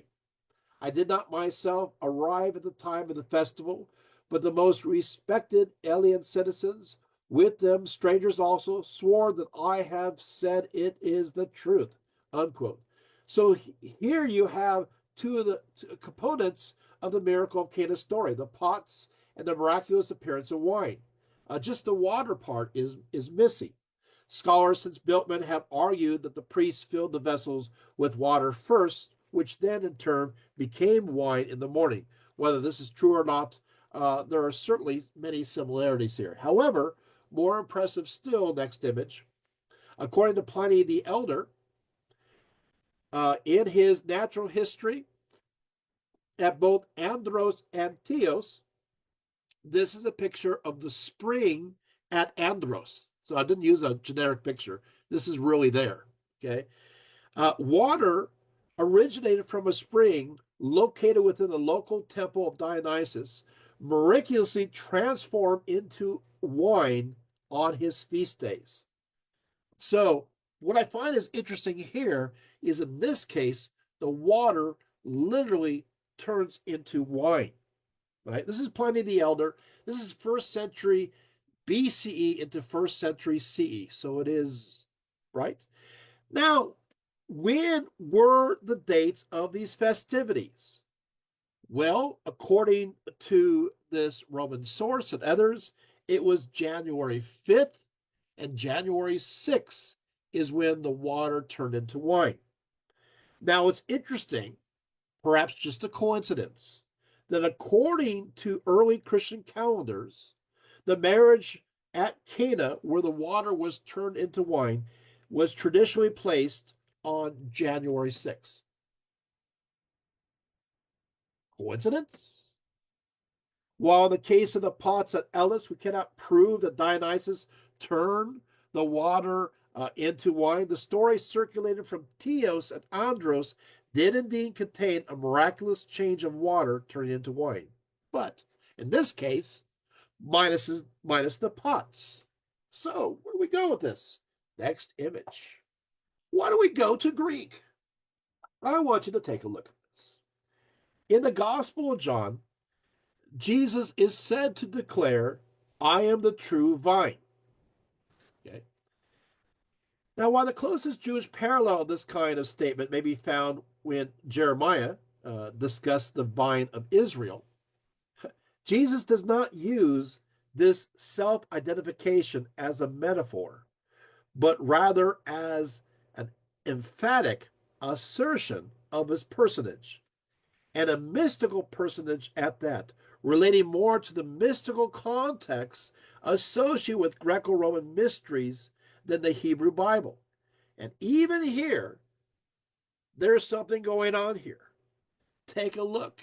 As opposed to looking at I am the true vine on either side, one being the New American Standard Bible, one being New International Version, take a look at the word order and understand that it says ego, I, and me, am, hey, the, right here. And this says ampelos, the vine, hey, aletheia, true. Wait, I am the vine, the true. Well, that's kind of strange. I am the vine, the true. What's going on here? Well, if you're Greek, and some of you may be Greek watching this, you guys know what's going on, right? So what happens is that you have this idea of a substantive. So it is read, I am the vine, the true one. It's an opposition, right? A true one. In fact, it is a comparative opposition. It's like, I am the vine, the true one. as compared to what? The false vine. You catch that? Ah, there we go. It's all Greek to you, right? So they're all even here, and it's interesting is the context. We do know that throughout Galilee, Dionysian worship was everywhere. We find images of Dionysus, in Sepphoris, which is located 4.5 miles south of Nazareth. We have images of Dionysus and other places because it's Galilee of the Gentiles. It's not, and so you have many Gentiles living there. You have a place called Caesarea Philippi, we also found many, it's connected to Pan, but also worship of Dionysus. And so this idea that nobody knew Dionysus in this area is absolutely ridiculous. It was part and common to everyone. Seriously, the Dionysian mysteries, we find them all throughout Galilee and even south of Galilee in various frescoes and mosaics. We even find one in the synagogue. Are you guys getting my point? Yes. So is this like a whoops? No, it seems like it be a comparative. It doesn't undermine Christianity, but it does show that there is this comparison going on when it comes to the wine idea. Am I still whining? Okay. So there you have it. Okay, so therefore, the false vine of Dionysus, whose ways ultimately lead to death, of course, from this perspective here. So Jesus offering his shed blood, which is the wine, will then lead to eternal life. And so you do have this kind of comparative going on here. I thought you might enjoy just going into the Greek there. Well, let's go to the next image. Okay, so let's actually take this down, but we're going to come back to it.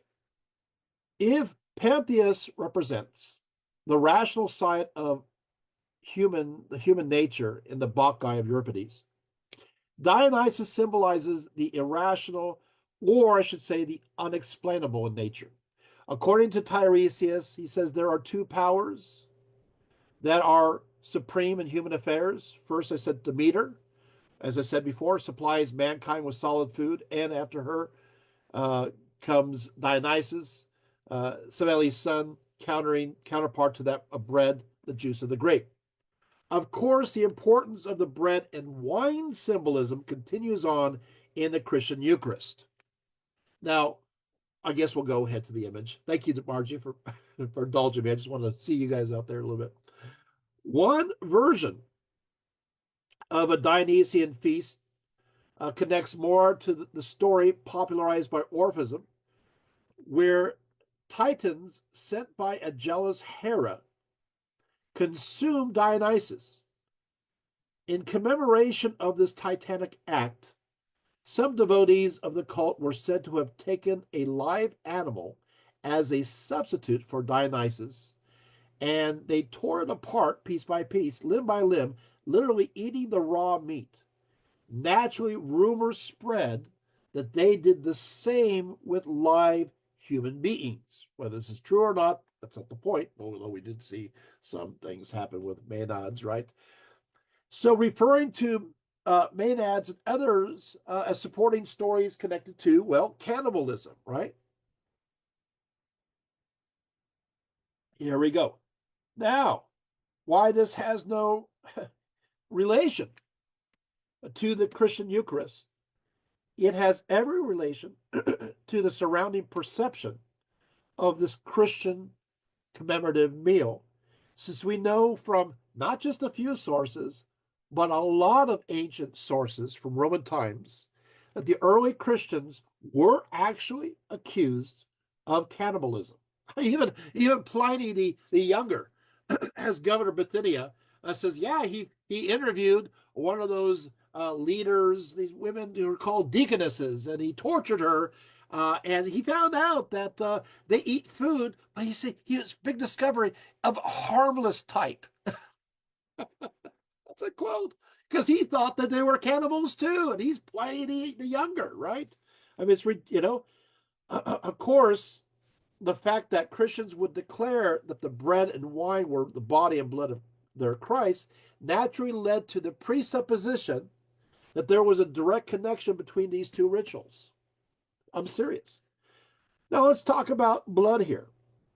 For as we noted, both Dionysus and Christ were associated with blood and the vine, with their blood as the wine.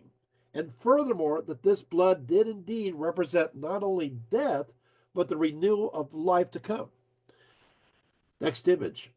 We must recollect that the vine of Dionysus, to the ancient Greeks always represented new life arriving for the old, of life springing from death. According to many ancient Greeks, when King Theseus abandoned Ariadne on Naxos and she fell asleep, it was the god Dionysus who discovered her and made her his wife. This story was taken by many Dionysian devotees as representing an allegory of the soul awakening from death, that Dionysus had regenerative abilities, not only in nature, but also for humans too. Hence, Dionysus was proclaimed as, I'm giving you the Greek, he is proclaimed as Lysios. What does that translate as? Redeemer. With the power of deliverance and even the resurrection of for all. And the key here was the power of the vine, the blood of the vine that was the wine, the regenerative gift bestowed to all who chose to accept it as so. You see, the power was in the wine and hence in the blood for new life. Are you seeing any parallels here at all? Many scholars see a resemblance between certain aspects of the Bacchic cult of Dionysus and Christianity within popular perception. Next image. I think it's going to be more wine images.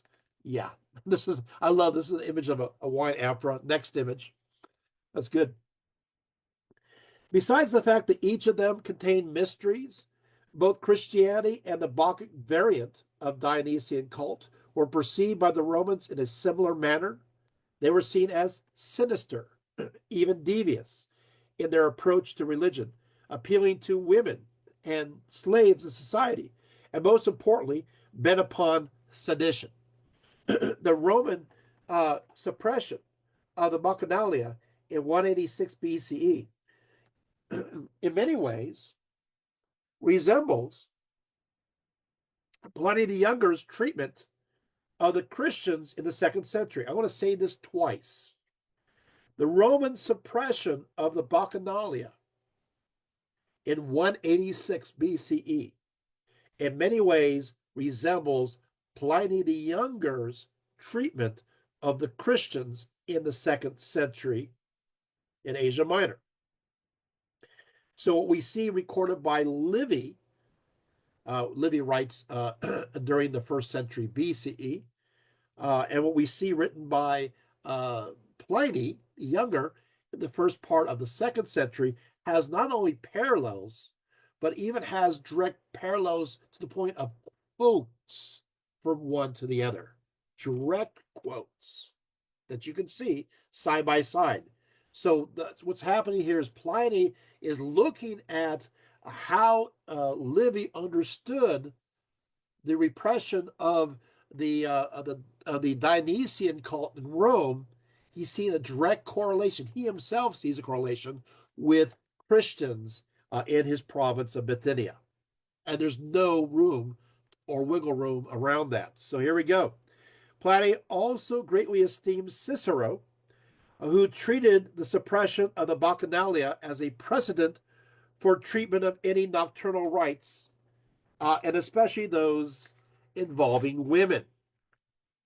Besides these two strong sources of influence, the prohibition against the cult was contained in Roman law, and a bronze copy of the decree called the Senatus Consultum de Bacchanalibus has survived, in which the Senate declares, "Nor shall any persons henceforth make oath, vow, pledge, promise, or covenant together concerning the Bacchic cult.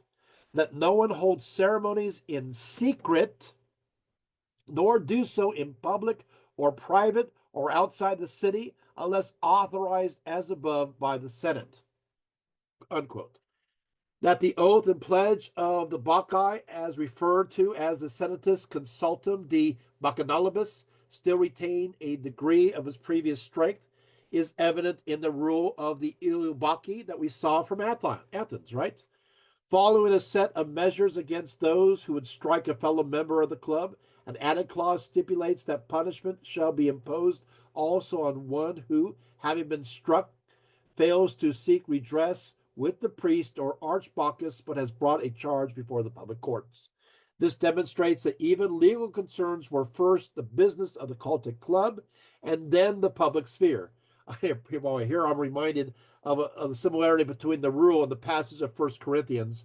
Does any one of you, when he has a case against his neighbor, dare to go to the law before the unrighteous and not before the saints, unquote? Oh, yeah, you remember that one, right? Even the details. Oh, next image. So there you are. There's the Bacchanal right there. So, where am I? Even the details of Pliny's actions, right down to the very words, let's go to the next image, and phrases he uses in relation to Christianity. This is an image of the Bacchanal, is similar to what we found in Livy's text. Let's go to the next image. I want you to see this. I think it's pretty cool. Next image. That's great. Right, this one. These are great images. So I was supposed to show these, but next one. There we go. There's Pliny's name. Just how you get to it. There he is. Plain and Pliny. Okay. Even the details of Pliny's actions, right down to the very words and phrases he uses in relation to Christianity, is similar to that one is found in Livy's text concerning the Bacchanalia. Both the consul and the governor of Bithynia struggled whether there should be an age limit for regarding true guilt. Postumius noted that those of the Bacchic cults were only taking initiates under 20 because they were of an age more, quote, open to corruption of mind and body. Pliny perceived the same youthful age amongst the Christians, asking Trajan if, quote, a distinction should be made between them and the adults on the grounds of age, unquote. Both relied on informers and made lists of the names of those suspected of involvement. According to Livy, if anyone so named had made his escape, the consul would fix a day for the hearing, and if the accused did not answer to his name on that day, he would be condemned in his absence. For those named who were far away from Italy at that time, a less rigid would be given, unquote. Justice for this crime was meant to be resolved in Rome. This made sense around 186 BCE, when the Republic standards were so newly fixed upon foreign shores. When, however, Pliny discovered these fanatical Christians who were Roman citizens, he entered them on lists of persons to be sent to Rome on trial, rather than give them an audience himself. Recollect Paul, who even as a Roman citizen and a Christian had to appeal to Caesar in Rome. The local government at Caesarea was more than willing to deal with Paul and his beliefs on their own. Tacitus may have also the Bacchic cult in mind when he describes the Christians as believing in a, quote, deadly superstition, full of degraded and shameful practices which deserved ruthless punishment, unquote. That's from Tacitus in his Annals 1543. There is nothing overtly deadly about Christianity. However, the Bacchanalists were believed to have murdered some of their members outright during the rituals, easily earning them that kind of reputation. The association with fire, as mentioned by Tacitus, in relation to Christians, all in the burning of Rome, also fits better within the Bacchic cult of Dionysus rather than Christianity, where one ceremony matrons attired as Bacchants with their hair disheveled would carry blazing torches while running down to the Tiber, where they plunged them into the water and brought them up still alight, because they contained a mixture of live sulfur and calcium. Obviously, this would make the Bacchic fires with this mixture quite resistant to putting it out, a fire hazard by any means. Fire was also intimately a part of their aspect of their worship, so much so that when the Senate was attempting to subdue this foreign cult, the Triumviri capitulites were authorized to arrange watches throughout the city to make sure that no nocturnal assemblies were held and to take precautions against the outward breaks of fire. Yet, if the Christians were associated in the popular imagination, or at least the literary upper class who read Livy, Nero's charge that the Christians burned down Rome would not seem as misplaced as perceived today. Of course, they are the same, right? Um, an earlier echo of Pliny's Younger's passage concerning the Christians of Bithynia may be detected in the protocol established by the case involving the Bacchic cult in Livy, where a foreign religion that was seemed both secret and subversive were believed committing, which is called flagitia. Indeed, the crime of flagitia was indeed applied equally to the Bacchic cult and Christianity. Further perceived similarities between the Bacchic cult of Dionysus and Christianity include their often exclusive behavior, meeting behind closed doors and shunning the public act of worship, their central rite of Eucharist, and their foreign origins with an undeniably Hellenistic stamp upon it. With these variables in place, it may be asserted that the Bacchic cult helped establish the social and political construct, the stereotype, and the official lens from which the phenomena of Christianity would later be viewed. Of course, this very same lens often acted as a mirror, reflecting upon Christian perspectives of how they viewed themselves and their Christ as well. We must remember that many of the myths and attributes of Dionysus are to be found within early Christian iconography, especially within the catacombs, where Jesus is depicted as the new Dionysus. And what you saw with this image, let's look at me for a second. And what you saw with this image being what we'll see in the catacombs as representations of Christ with the long hair and no beard. Are you guys getting this? And he is declared as a new Dionysus. He's also declared as a new Socrates. These are people in that time. Even Justin Martyr, an early Christian apologist during the second century, does not deny that people are making this association. So where am I getting this? I'm getting this not only from Romans, I'm getting this from Christians living at that time. So of course it's kind of difficult for them because they're being seen as connected to the Dionysian mysteries, the forbidden ones under Rome. How would do it, right? Well, now we move on to our next our final. We are kind of closing up here, but let's look at a few images. I want to show you just a few right here, and then we're moving right on to the final section. And of course, this is a Christian Eucharist. Take a look at the raised hands. The next one is kind of cool. In many ways, this mirrors, of course, the Dionysian dinners as well. Next image. Or celebrations. There we are again. Notice they're all reclining. It's interesting because we know, obviously, everybody reclined at that time around eating, but there's similarities even when it comes to even the furniture. Next image. And here we go. So we go into Orphism as related to Dionysus. This is the final nail here. Okay, so while it may be said that Orphism today is better understood than when Guthrie wrote his classic work Orpheus and Greek Religion, we do still he still has much to say. He has much to say when it comes to commentary, as well as, of course, recent archaeological discoveries. There really does need to be some more systematic work being done on Orphism. So, but here we go. Orpheus himself does remain a shadowy composite figure, often blurring with another ancient singer by the name of Musaeus. And as a result, the two are often indistinguishable. Herodotus offers the explanation that Musaeus was the son of Orpheus. Martin Nilsson's general categories of Orpheus as the founder of mysteries and Musaeus as the author of oracles may work best to define a literary tradition that really includes both. This point is justified by looking at the tradition surrounding a certain Onomakritus, closely connected in the ancient mind with the Orphic epics, since he is described as composing Orphic poems and editing the oracles of Musaeus.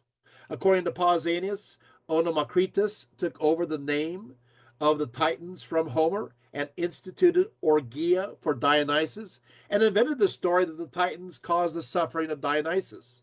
According to Herodotus, Onomakritus was exiled from Athens by Hipparchus, the son of Pisistratus, because of his editorial methods on the Oracle of Orpheus were much to be desired, especially by this tyrant and his family, perhaps even making some of the material up himself. But however, soon Onomakritus found himself in Persia at Susa, and upon this realization, the family of Pisistratus decided to forgive him and set him to work in their favor within the Persian court itself, encouraging the king to attack Greece at an inopportune time. But anyway, long and the short of it is we have this great legacy of Orphic myths.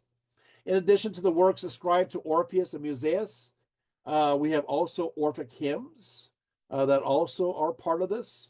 Much of this were in circulation around Asia Minor.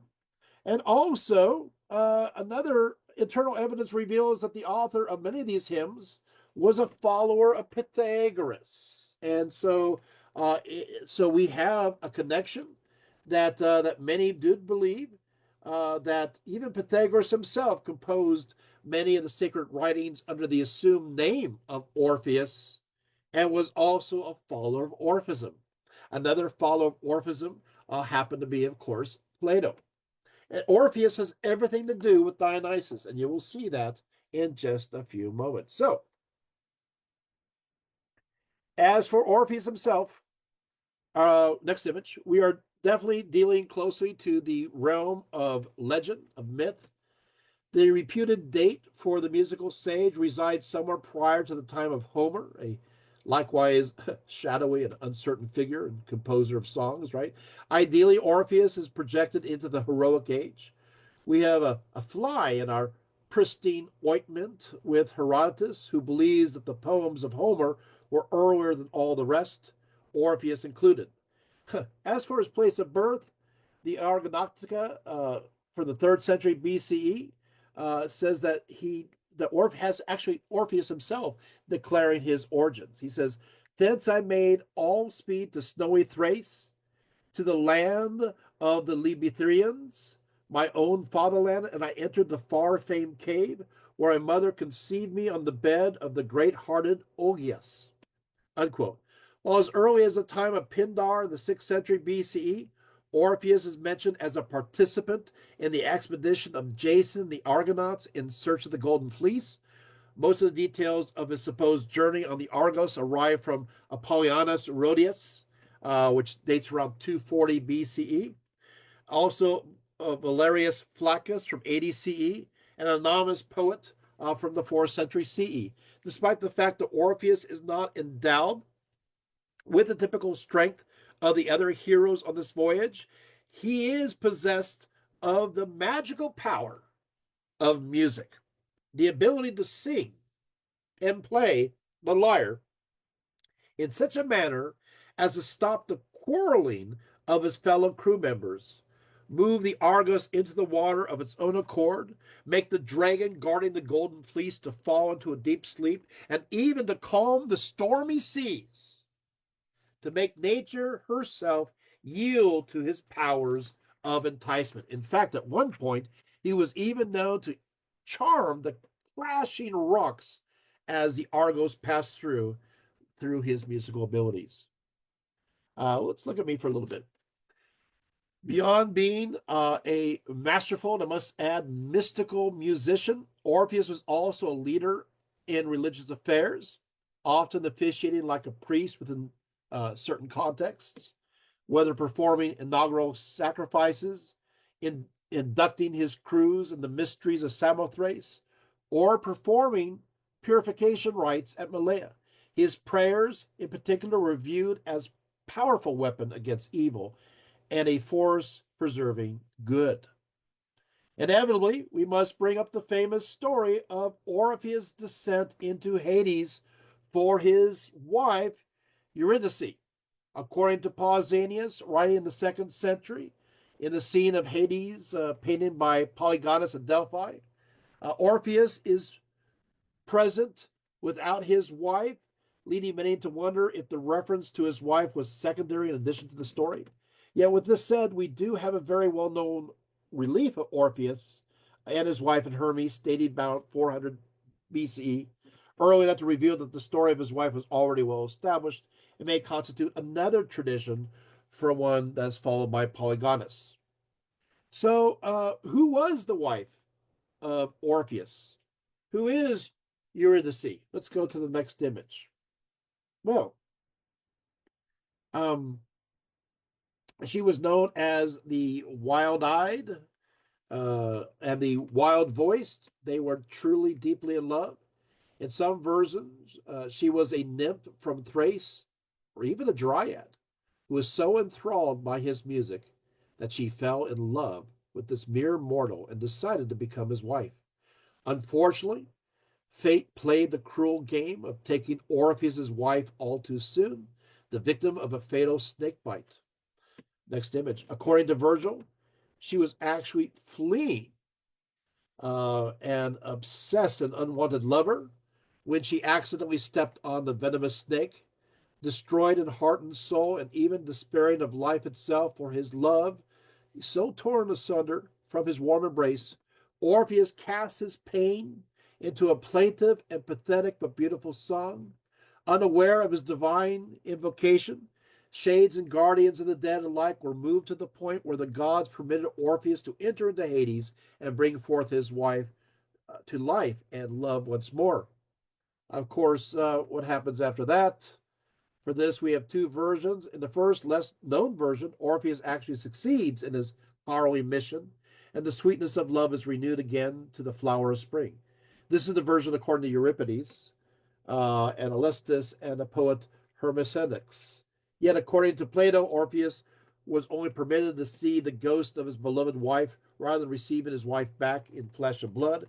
The intended lesson meant to demonstrate that the courageous act would have been to join her in death rather than cheat death itself. And of course, there is a version of the story where she's led up. He's not supposed to look back, but he does look back. And well, you can figure out the rest. And so we bring into the Orphic myth. Next image. What is the Orphic myth? Well, before we go there, I want to say what happens to Orpheus is he's pretty upset about his wife and women in general. And so what he does is he becomes a poet that secludes himself and seems to be at war with Dionysus. At war, and he has the gift of music. And so what happens is, well, he starts to favor Apollo. You never play games with gods. And so what he does is he starts to focus on worship of Apollo, the god of the sun and music, rather than Dionysus.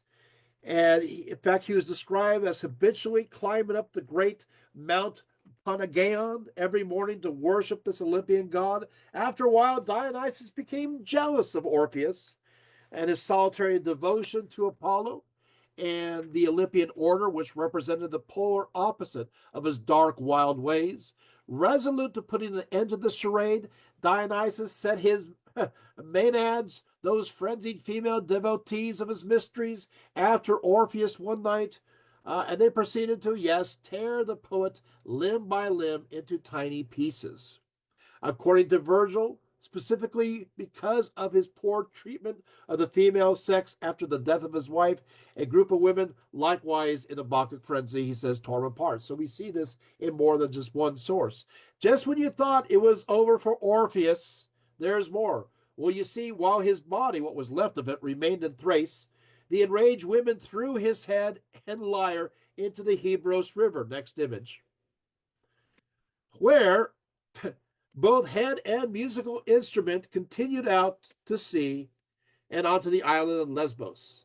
The head somehow singing all the way there. And and so we have lots of vases showing this just head going on here. So what is this? The myth that he sings is the Orphic mystery hymn of Dionysus. Let's go to the next image. And what is this theogony? Well, you see an image here of how everything goes. I'm going to just go ahead and one more image. Oh, I guess that image didn't show. So take that down. And those are the golden tablets. So we're nearing the end of our great sojourn. Yes. Okay. So those within Orphic tradition are fond of theogonies, and they have this head. I guess he was definitely ahead of his time. Spout out this story, this theogony, that will go into the very nature of what humanity is about.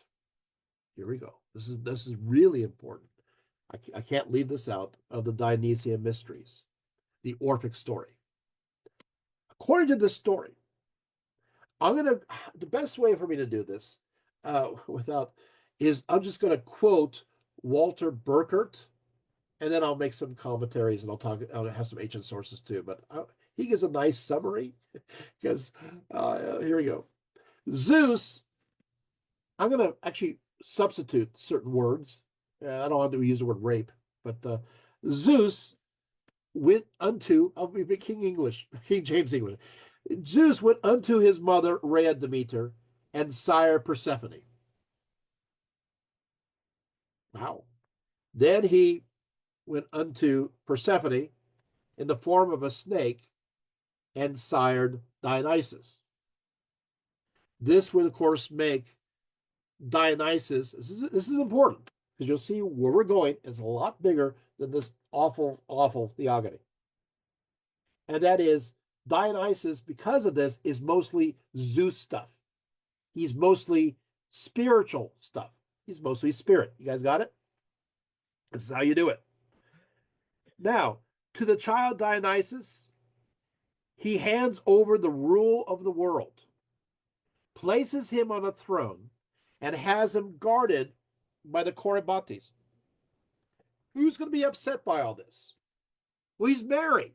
So Hera then sends the Titans, who distract the child with toys. And while the child is looking into a mirror, he is dragged from the throne, killed, torn to pieces, then boiled, roasted, and eaten. Zeus thereupon hurls his thunderbolt to burn the Titans. And from the rising soot,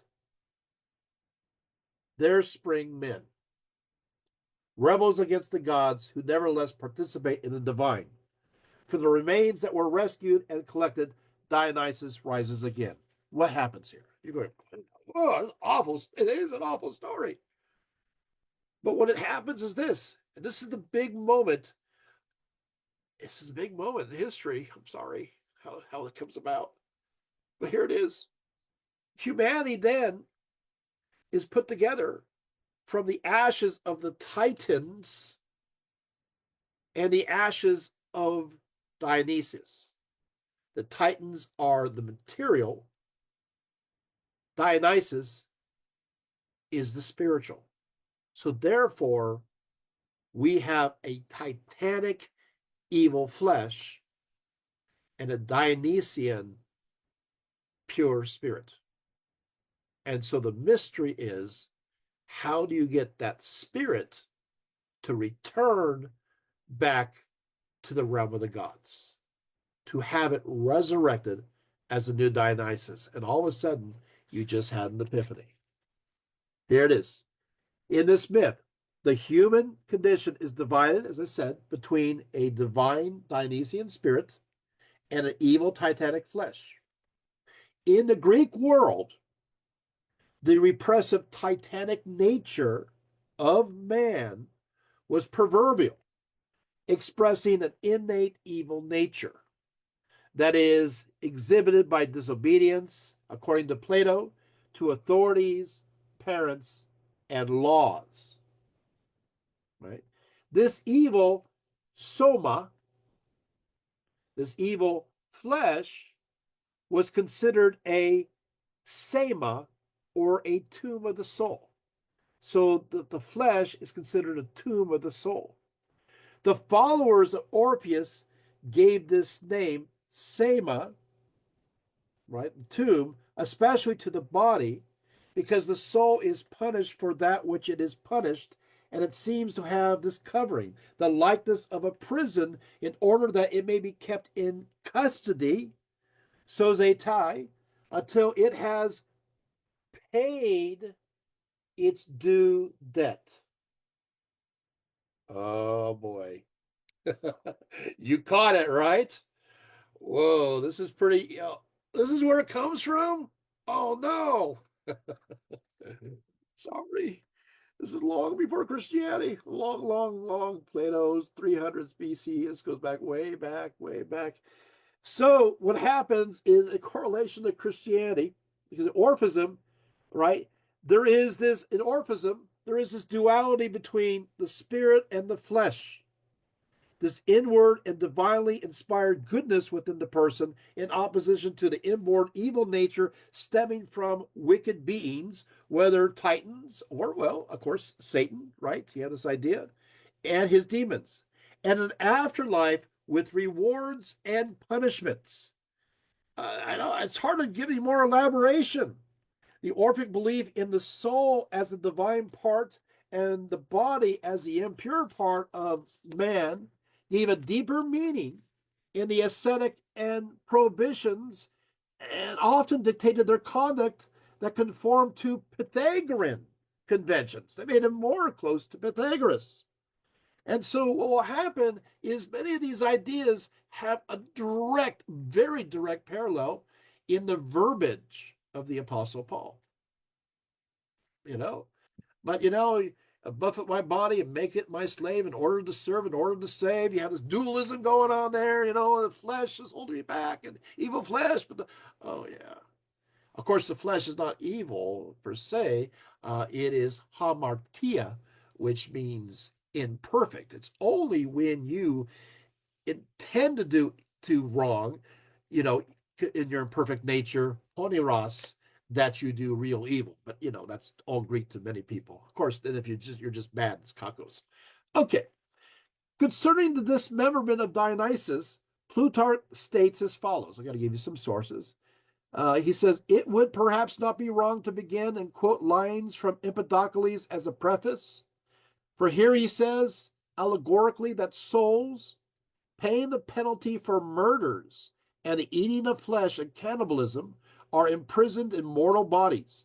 However, it seems that this account is even older. This is Plutarch saying, I'm just not quoting him. Even before the legendary suffering of the dismemberment told about Dionysus and the outrages of the Titans on him and their punishments and their being blasted with lightning after having tasted of the blood, this is all a myth in its inner hidden meaning about reincarnation. Still quoting, for that in us, which is irrational, disorderly, and violent, and not divine but demonic, the ancient used the name Titans, and it is the myth about being punished and paying the penalty. And that's a quote from ancient times. Sounds pretty modern, but it's not.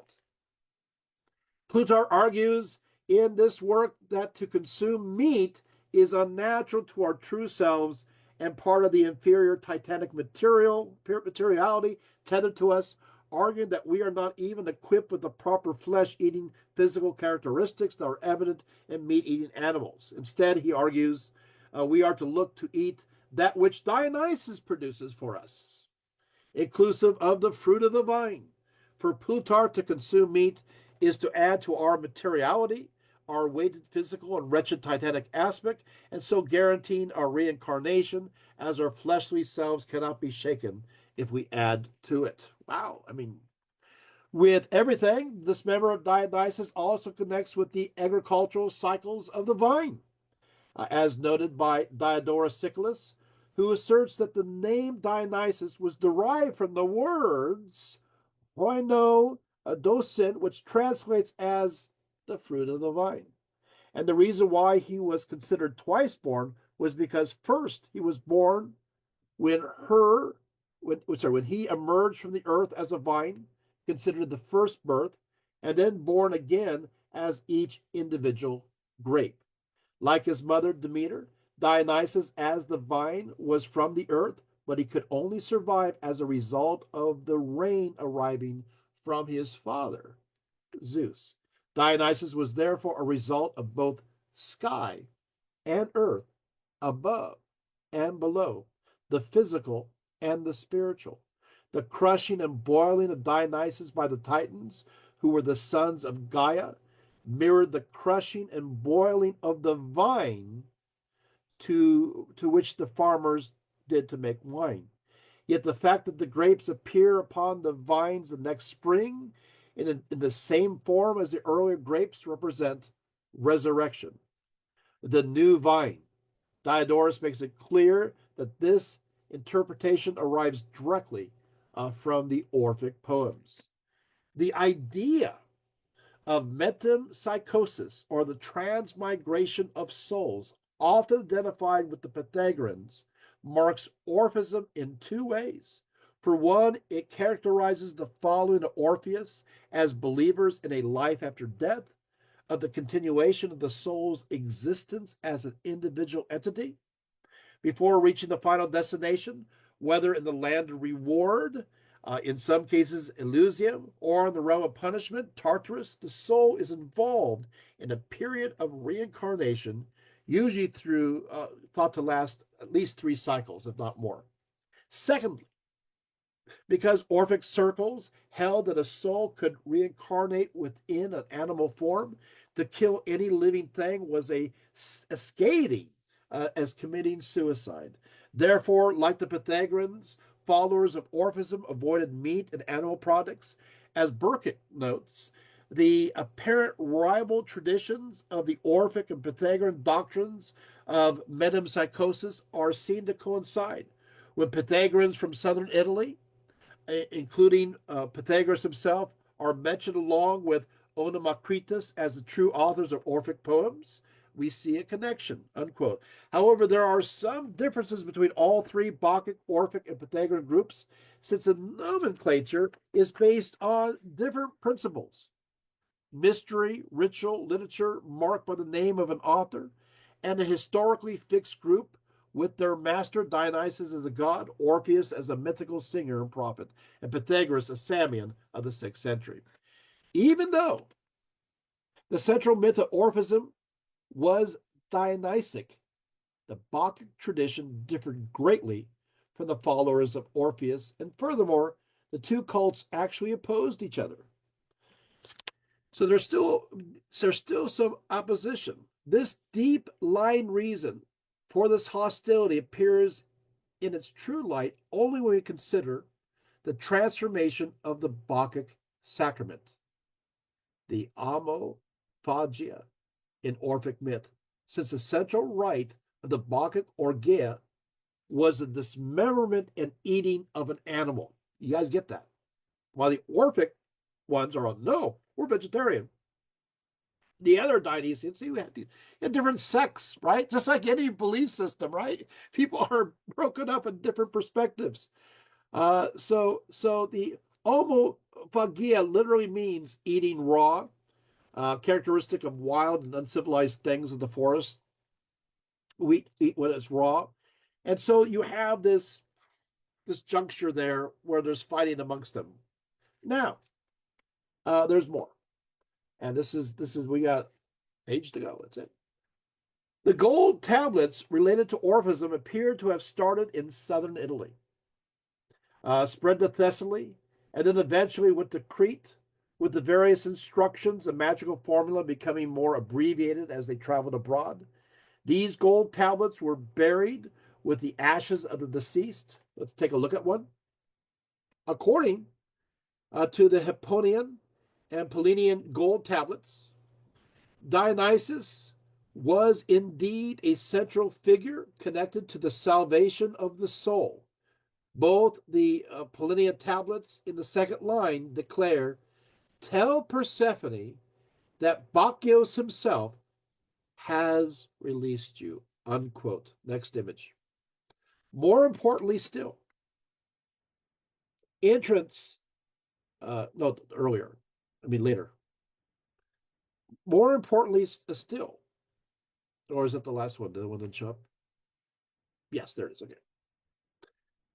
More importantly still, entrance to the blissful life hereafter was initiated by the reception of wine. Quote, you will have wine as your honored gift. A rather curious addition that's referenced here in the tablet from Thury reference an immersion in milk, a magical formula that is pronounced as part of the deceased transformation. So milk is important.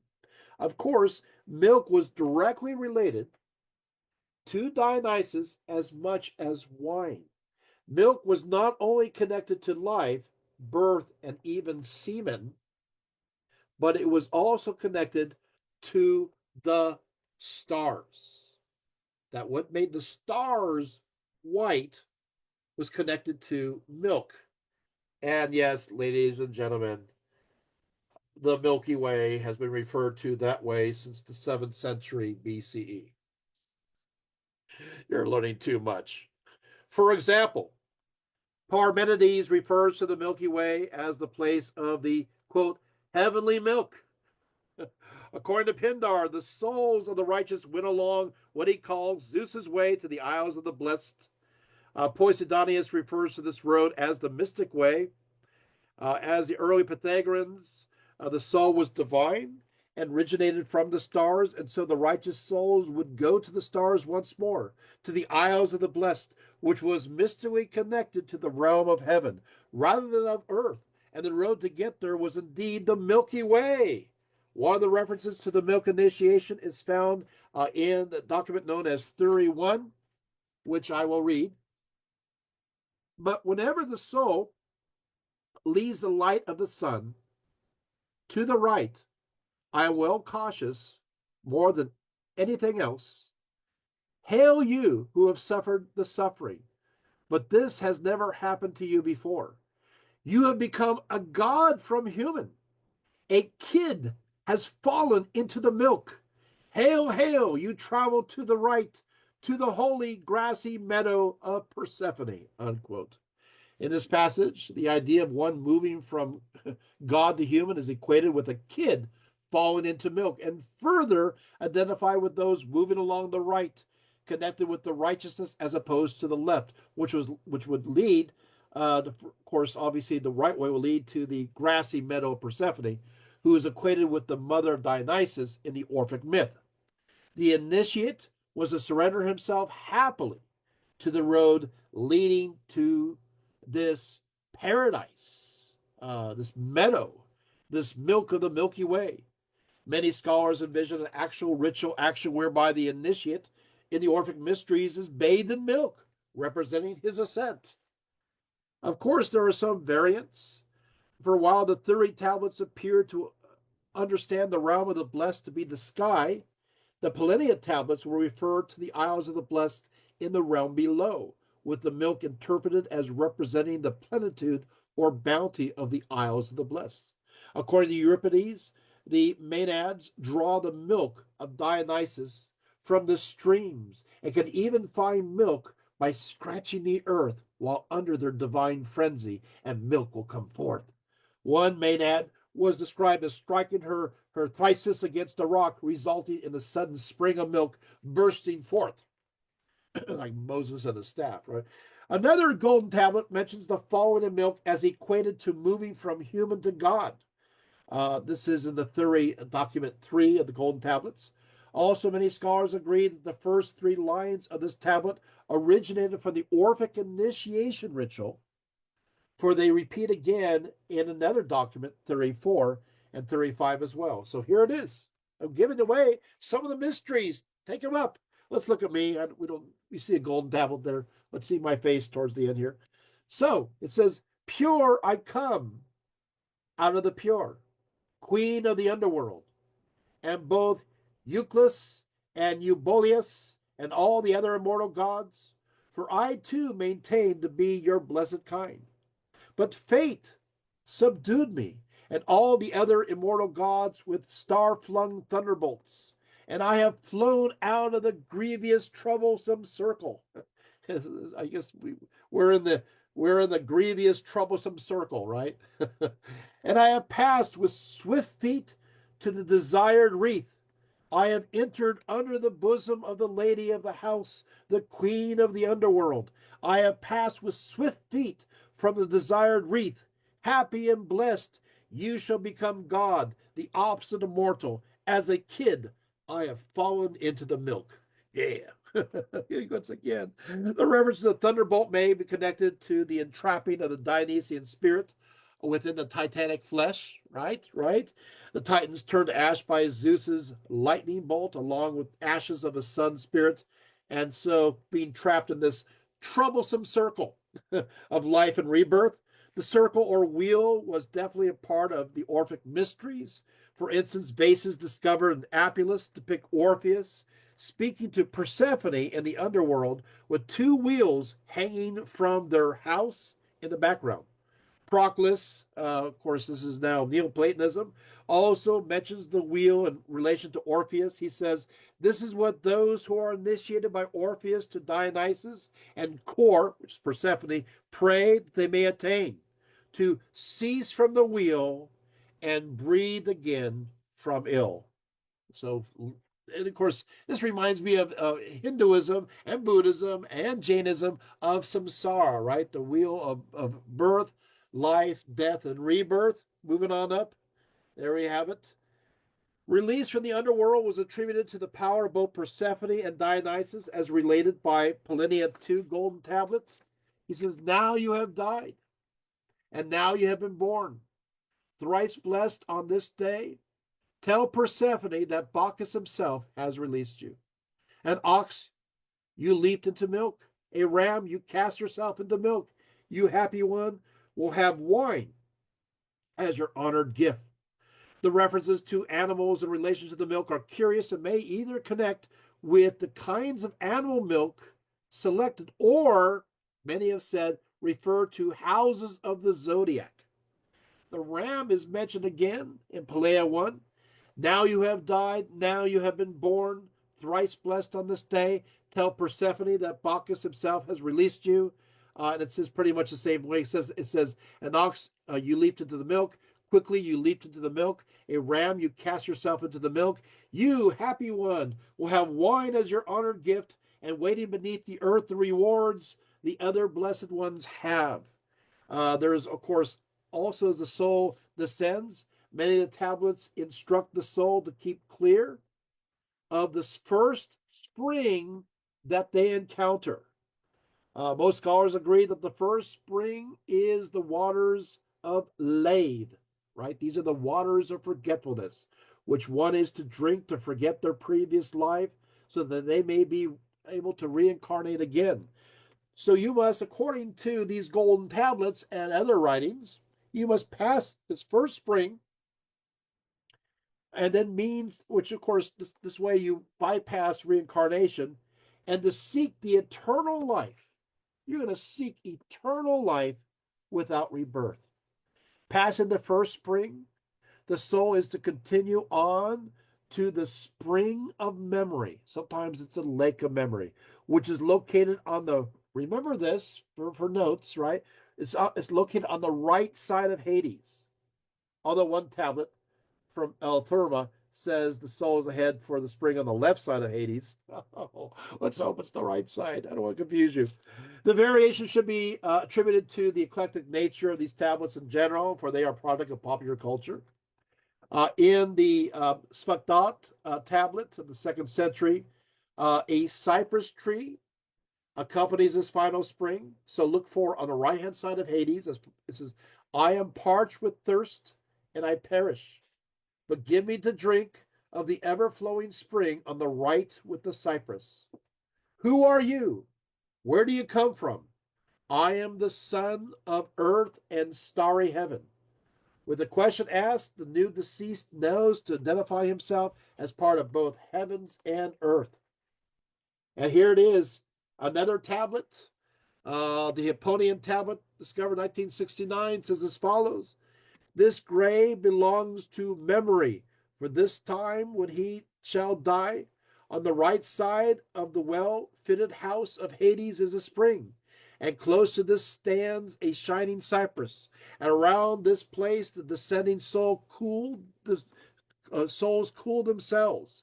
Do not approach this spring, but proceed to the lake of memory with cold water flowing forth.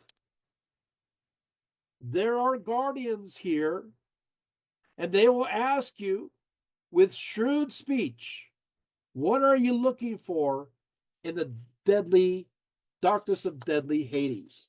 So here it is. It's my conclusion too. Here it is. So as you're going through, remember this, right? So you're going to go to the right side of the well-fitted house of Hades. There is a spring, right? There is a shining cypress. Around this place, the descending souls cool themselves. You proceed on to this lake of memory of cold water. There are the guardians here, and they will ask you with shrewd speech. Again, what are you looking for in the darkness of deadly Hades? And this is what you're supposed to say. This is the key to the mysteries of Dionysus in connection to the Orphic mysteries. This is what you're supposed to remember, and here it is. This is the sacred words. You have to say as follows. I am a son of earth and starry heaven. I am parched with thirst and perishing. But give me to drink from the cold waters from memory's lake. And they will show you to the Chthonian king and give you to drink from memory's lake. And then having drunk, you will walk on the holy path of the many, on which also other renowned Mysti and Bacchi walk.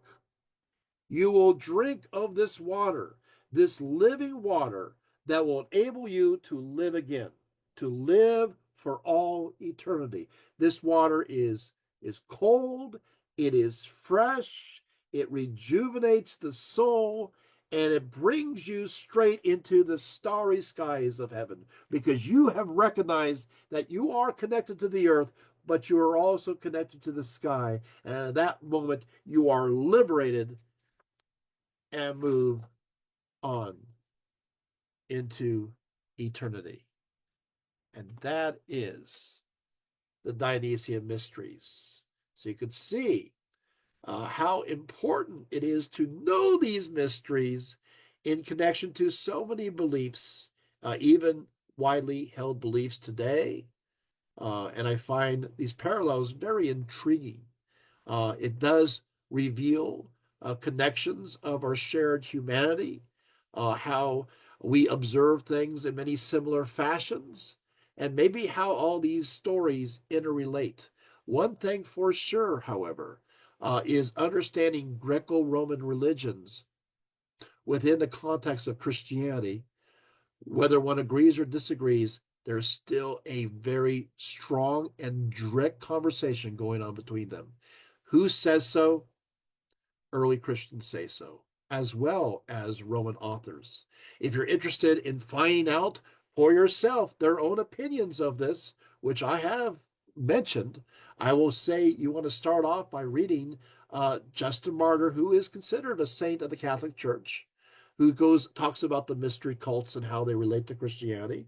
And you should also read Clement of Alexandria and his work against heresies, which also, or against the Greek, which also goes into really fine detail about that.